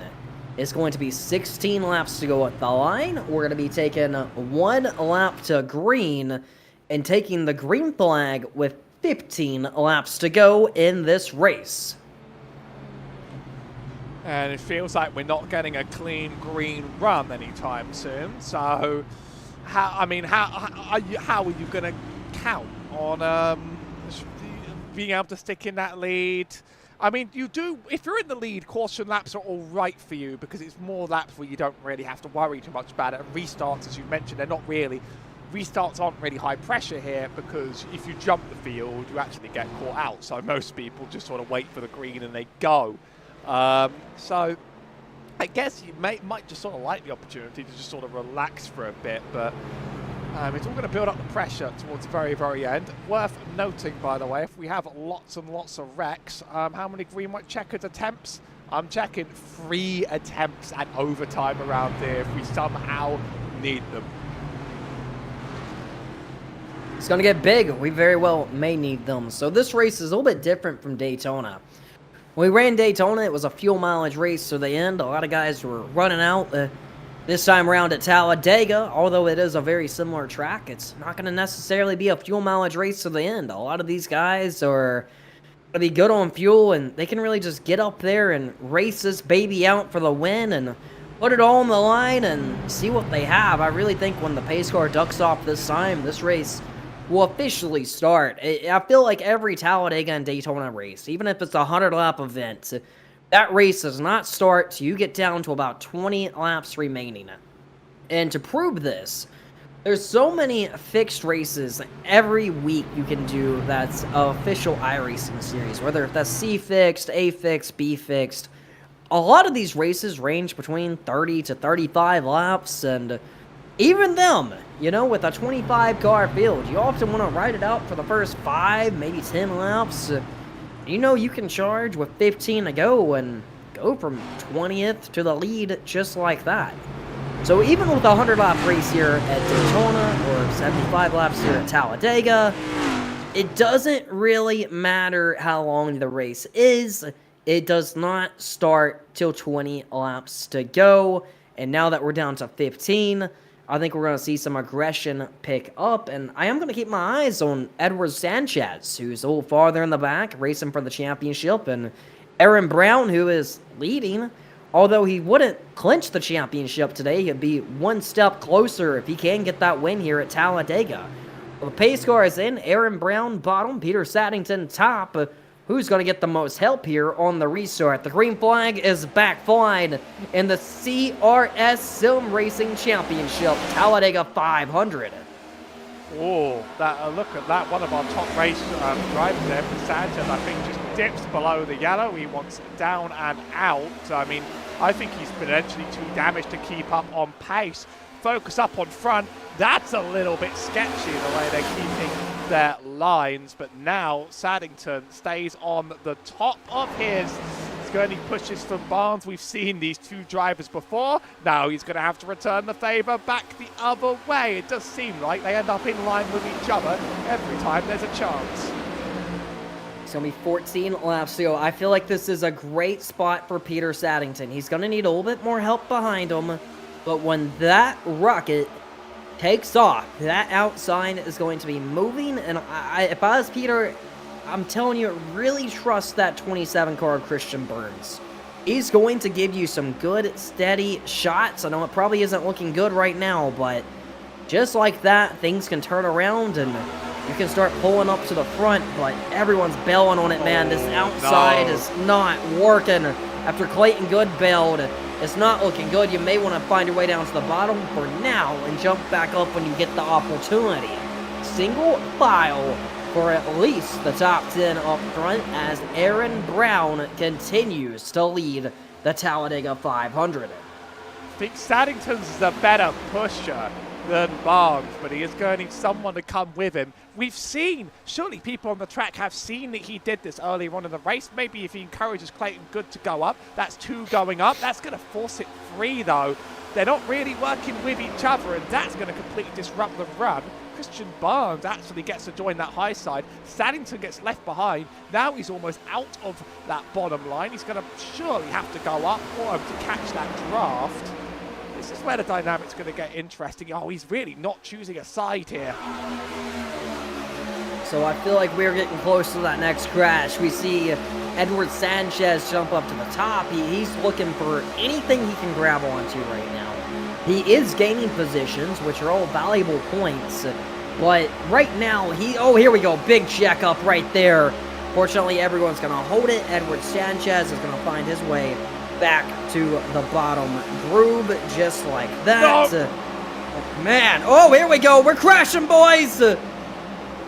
We get away with it, but that's his race basically over, I think. That's him done, especially because we stayed green. I will be able to replay that, and we'll take another look at quite how that one happened. But, I mean, some people saying, oh, Christian Barnes saying, I knew he was going to do that. He almost did it to me. So I don't think a lot of drivers actually had a lot of trust in Saddington. How did this quite happen? It happened on the tri-oval. Oh, he's following up Barnes. There's a car on his outside. Or what? But what about the wreck avoidance there? And everyone kept it clean. What a miracle. So, for Saddington, it's not over yet. You know, you're going to hope for a yellow flag, and quite honestly, you're probably going to get it. Right now, all you got to do is stay on the lead allowed. Just hold it wide open, hope for the best. The car isn't junked. You're still in this, baby. Keep your head up, keep your crown on, and wait for that next yellow flag to drop, and you're already right back in this, baby. Let them clear out, let them take each other out of contention, and see what happens. Aaron Brown continues to lead over Holden. Well, Sanchez is in this pack. I thought he dropped off the back. He's actually just with him. He's running. He's behind Joshua Norton, who is a driver I called out as potentially being capable of running up near the front. If this line connects, there's a shot of it. But there's some people who are being a bit non-committal about it and holding the line, and that kills all the momentum again. So we're looking at the lead pack right now. We got probably around 12 cars in this lead pack. Not a lot there. But we do got a second pack here with more cars in it. But it's a matter of them trying to shake it down here. Peter Saddington doing some bump drafting, trying to run them back down. You know, up front, we have, you know, what, probably 10 cars in that pack. Aaron Brown is in a great position. He's in a great position right now. But I'm looking at the cars behind him. I'm looking at Holden. I'm looking at Caden. I'm looking at Landon Johnson in the 88. You know, AJ Stevens in the 31. Edward Sanchez is probably the biggest name I'm looking at right now. You don't want to wish any misfortune on your competitors here with 9 laps remaining. But after Indianapolis, I'm sure Edward Sanchez kind of feels that he needs Aaron Brown to have some misfortune to kind of tie things up a little bit in the championship battle. And as Aaron Brown is racing for the win, you know, you never know if Edwards is going to get that extra boost in the standings if they get a little too racy up there for the win. There's a lot of money on the line for these drivers. 8 laps remaining. Edward Sanchez is still trying the outside, but not with a lot of success. But at the same time, there's not anything to lose. So him running the outside is definitely a smart call and a smart thing to do. I don't blame him for it. I think you just keep trying until you make it work. I mean, more and more people are going to try, because what are you going to do at the end of a Talladega race in the last few laps? Try and, you know, go single file, or try and join that top-hand side. And if Sanchez wants to be back where he thinks he deserves to be alongside Aaron Brown, it's going to have to work. He's getting a good run here, up to 4th, gaining some pace, more than I expected, really, at this stage in time. That line starting to materialize. More and more drivers going to have to choose their weapon I would choose this top lane. In fact, it's a 49er Holden Rowe's Oh, going to Holden. try it as well. Holden Rowe to the lead on the top groove down the front straightaway with 7 laps remaining, and he clears the bottom and jumps down there. Big shots from the cars behind him, but at the line is going to be Edward Sanchez. You can clear the bottom, go for it, buddy. He does it. He was victorious at Daytona. This is a stance he is making on his competitors, saying, if you want this championship, you got to go through me. Big shot behind him from Rowe in the 48 machine, but now on the outside, Aaron is going to get the momentum and potentially be able to get the pass done. This is going to be 2 tight lanes all the way to the end. The 16 Rewind, here we go, boys. It free down the middle here, and that's going There to we cause go! problems. Trouble! Multiple cars involved. They're stacking them in. They're not done. The 16 saves it somehow. The 24 is parked on the bottom groove. A couple competitors taken with him. The 24 has such an up and down day. Joshua Norton, 3 wide top. Got hit by Aaron Brown. 24 definitely probably got the worst end of that. Just a 2-car incident. Was now the time to go 3 wide? I think we were just a little bit too early. I think And it then was a little really too that early. 143 is a victim. He's sort of sitting between 2 lanes at this stage. It was He a doesn't little really know too what's early. going on, and you know, that's that. And then the 24 is just I think the next casualty. Boom.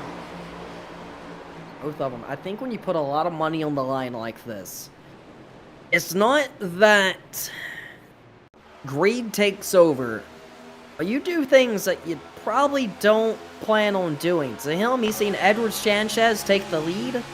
Aaron Brown, knowing that he has to go through Edwards to get this championship, he got a little desperate. And at the end of the season, you don't want to say you left anything on the table. But one thing I do want to say, I thought Brown was going around on the front straightaway. And heck of a save. I mean, he got a little sideways here. And I think he tried to get back down or he got hit. But right here, boom, sideways, sideways, sideways. What a save by Aaron Brown, our Brickyard 400 winner. So 16 gives him a That bit of an edge, but he leans on the 49 hard enough to get away with it. And if that's my his rear bumper. what I'm seeing is accurate, he might have come out of this P2. Oh, well, see, it worked out for him then. So, first and second in the standings. It's now going to be restarting 1-2. This could be the recipe for disaster, as we're to be taking the green flag with potentially 3 laps remaining. I'm trying to work out where the caution exactly flies, and we might be able to work out how he managed there to get P2. This is roughly where the yellow flag flew. That is where the yellow flag flew, because if we look further back, you'll see dead cars. That's not very helpful. Where's my 24? Where's my 24? Oh, he got meatballed hard. So this is where the yellow's happening, yeah? And Aaron Brown is right in the perfect place he needs to be by that much. That is going to give him P2 when the yellow flies, and that is how he's able to maintain that. So as we go to the chat here, I'm going to read some of the comments. Just started watching. This seems intense. It's definitely intense. Go, Trey. Go, number 23. Let's go, AJ Stevens. The Bitcoin Lambo says, we are having fun. Man, I mean, it seems like everyone's having such a fun night watching CRS for the Sim Racing Championship. And it's been a wild one. It's been a wild one. A couple names I'm seeing pop up here at the end that we maybe wasn't talking about. Well, Peter Saddington is back in the top 10. Let's keep him in contention. Let's take a look at Clayton Good, running in position number 6. He snuck back up there. I said from the beginning, he maybe might pick a win this one. Christian Burns, you know, remember he was shuffled back there with Peter Saddington, and he finds himself in the 4th position now. So things are changing quick here. And we We're have be this taking 1-2. 4 laps or go. The same 1-2 from the beginning of the race. They're just sort of like back at the front after everything that's happened. Some have been at the back. And Sanchez had damage he had to repair for a minute 20 earlier on in the race. He had 6 stops. He's now just back out in front again. These things happen, don't they? So I'm reading the chat, Go49, he's killing it, but it seems to be overlooked. And we're going to talk about Holden Roll here. He has been consistent every week. He hasn't got that win yet. You know, he was in contention in every race so far. He's going to be restarting in the 3rd position. Holden Roll may win this race. And I have kind of got used to him just being a consistent top 5 driver. And, you know, maybe he can pop up for the second half of the season and take control and potentially clinch that title with a little bit of luck. And that all starts here at Talladega if Holden can go get it done. Well, we're going to be taking the green flag with 3 laps remaining. If you're outside the top 5, do you just position yourself or do you just put it all on the line and go for it?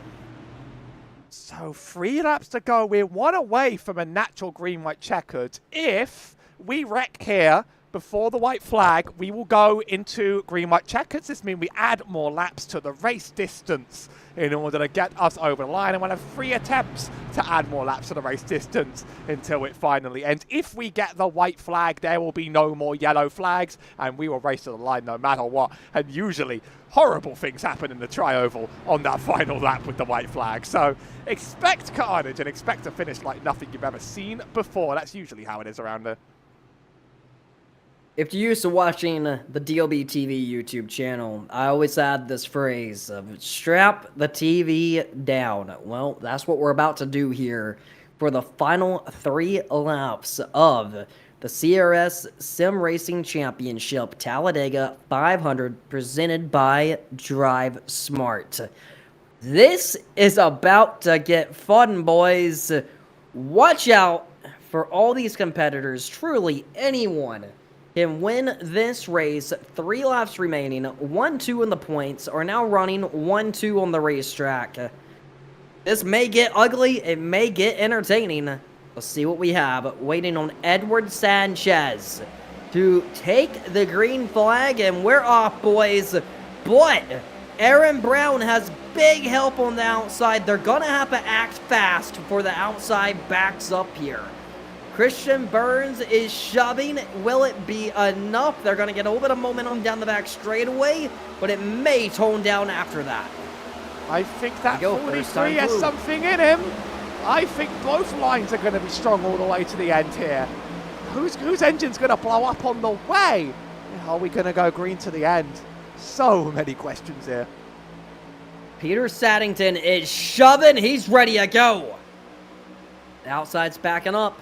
We're seeing it right there. Aaron Brown not moving. Peter is shoving. He's going to jump down to the bottom. Contact for 3rd.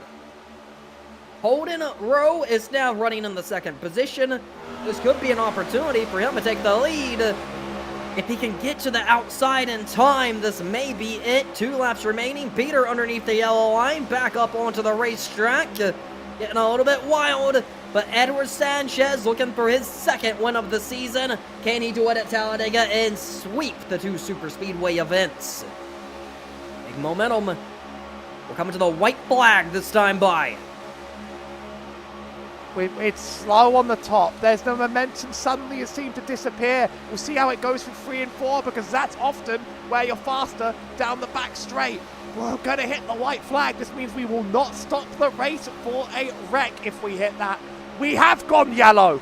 There's been a yellow. There's a wreck in the back. Overtime from Talladega. Gotta work out where it is. What on earth just happened? Everyone looks like they're in one piece. It was Nathan Chang. He appears to be moving. Oh. Whoa. Got into the 7, sent him around. How far back off the field were they? Maybe they just wanted a caution. Very far off the back of the field. Tail end of the pack. Yeah, well outside the top 10.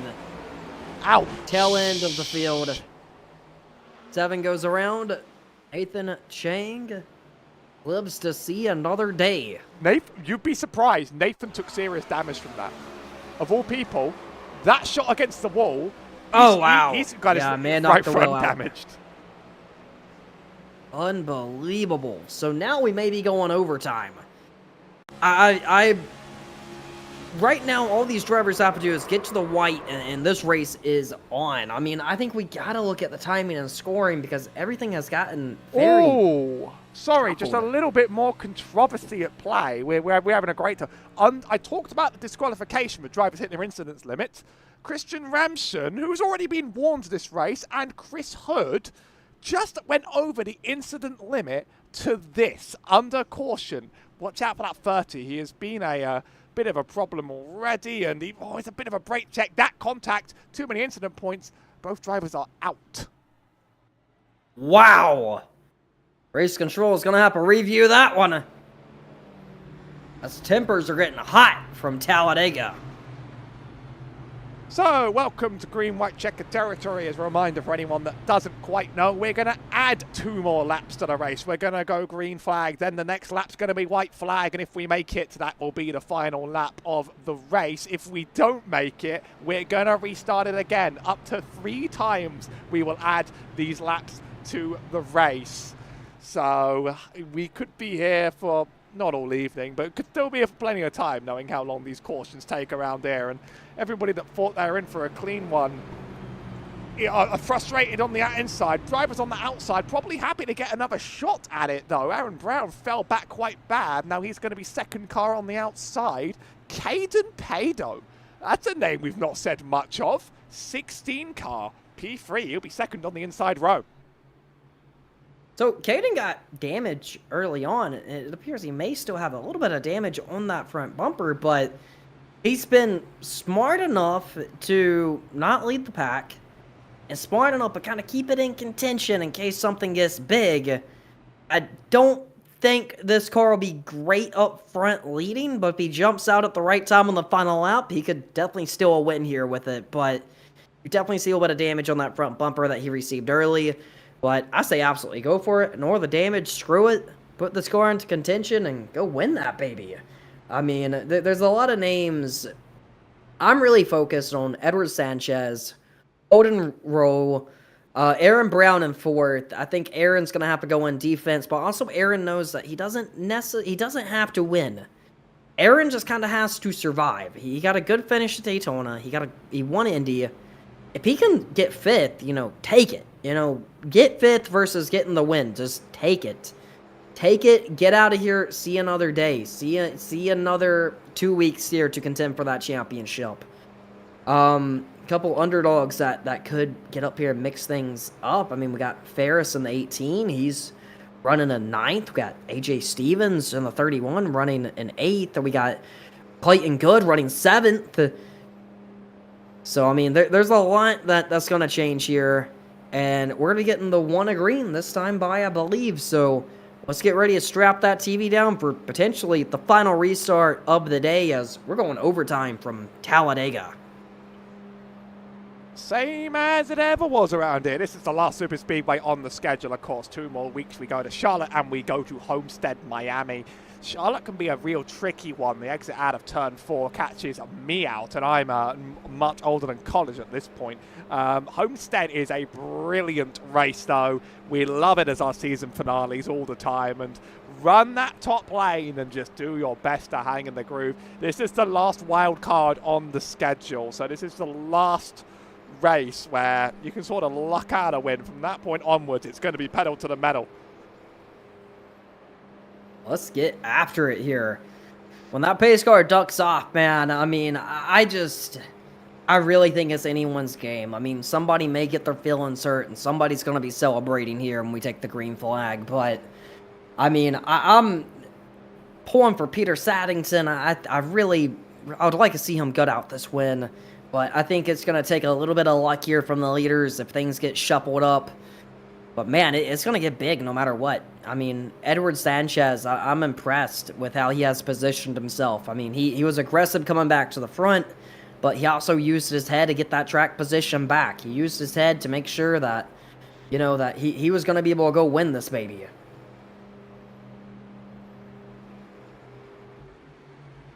Edward Sanchez, our control car in the restart zone. How many green-white checkers do you think we're going through? Oh man, I'm thinking this is gonna be the last one. That's what I'm thinking. I'm thinking this is gonna be the last one. That's what I'm pulling for. I'm thinking this is gonna be the last one here. Very curious, because it was a wreck in the back that caused it last time, but we're losing drivers. And now here comes, I reckon we might want one more, and you don't always end up using all three, but drivers will do anything to win, and that start-finish is in a crazy, crazy place. Taking us to green, Edward Sanchez. Here we go.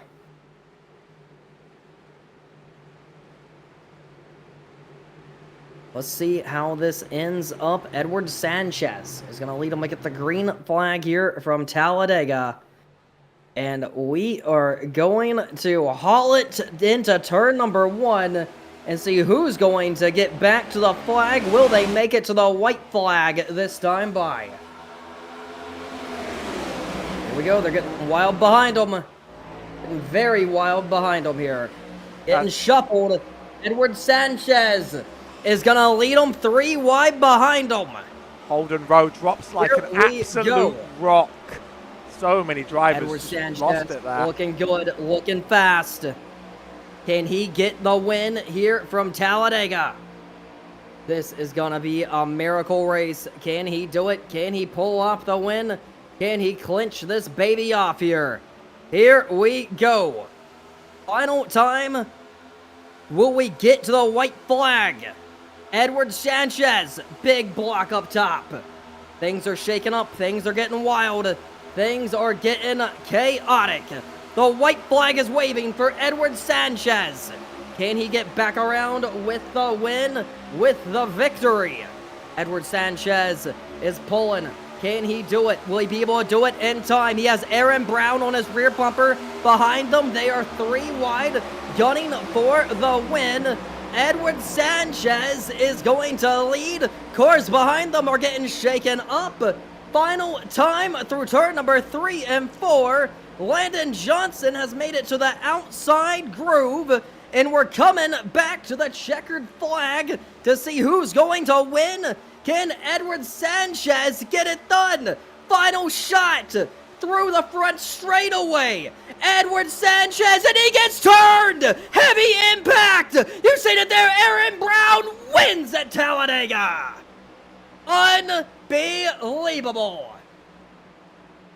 Plenty of drama. Multiple drivers disqualified on that last few lap, and tears on the line for some, I think, as that is no way you want to lose the race at Talladega. That was big. Watch the 88 here. I think he's a bit of a centralist. Brown. Look at the pass here. So he's pushing Sanchez. Oh man, it's almost like Aaron accidentally caused a crash there, and so I'm getting reports that temper's maybe a little hot right now.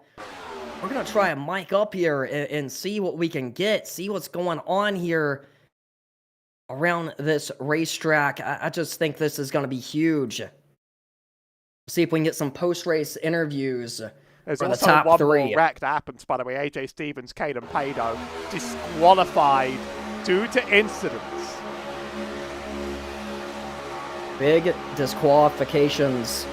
So what we're going to do now is we're going to take a look at the top 3 here.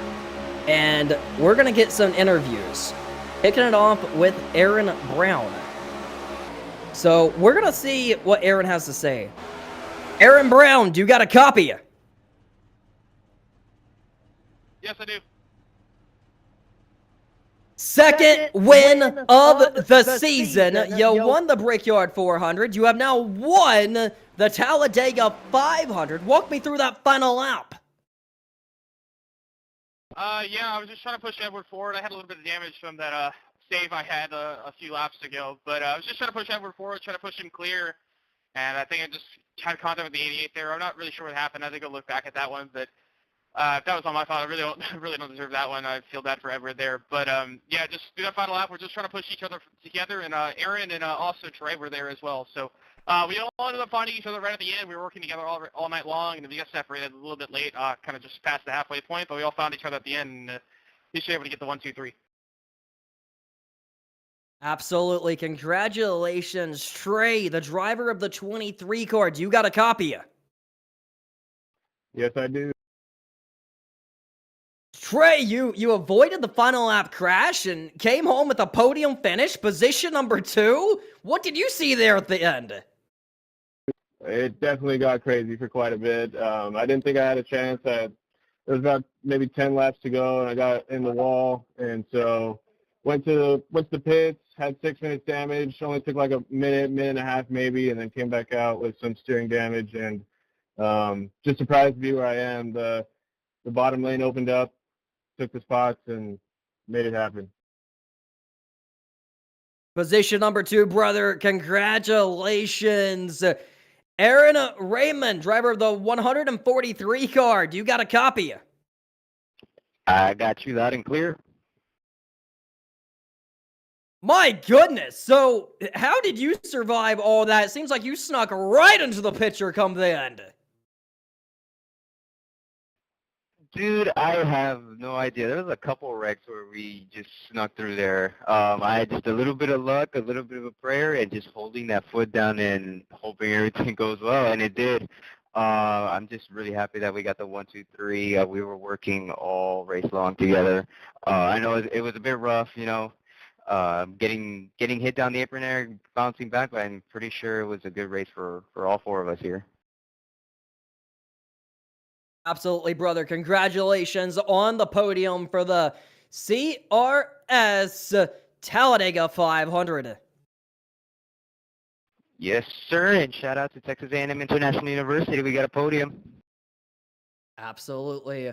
Well, there you heard it here from Talladega. Man, what a race this one was. I mean, we knew it was going to get dirty come the end, and it definitely did. We can't deny it. It definitely got a little dirty come the end. But what do you think, Hallie? How do you feel about that finish? I kind of feel bad for some of those drivers that got caught, but that's the nonsense of Talladega, and if you're fighting for a championship like this top 2 in the season are going to, got to put it behind you and hope that skill can really win out in the last couple races, because Edward Sanchez, it's going to suck to be 29th, but you got to pick yourself back up. You've got 2 more weeks, and if you are faster, Charlotte and Homestead are how you're going to show it. Shout out Peter Saddington, top 10. You can catch us 1 week from today for the Charlotte 600. Coming at you live once again. That will be December 7th at 8 p.m. Eastern Standard Time. And with that, we're going to be tuning out from the Talladega 500. Thank you so much.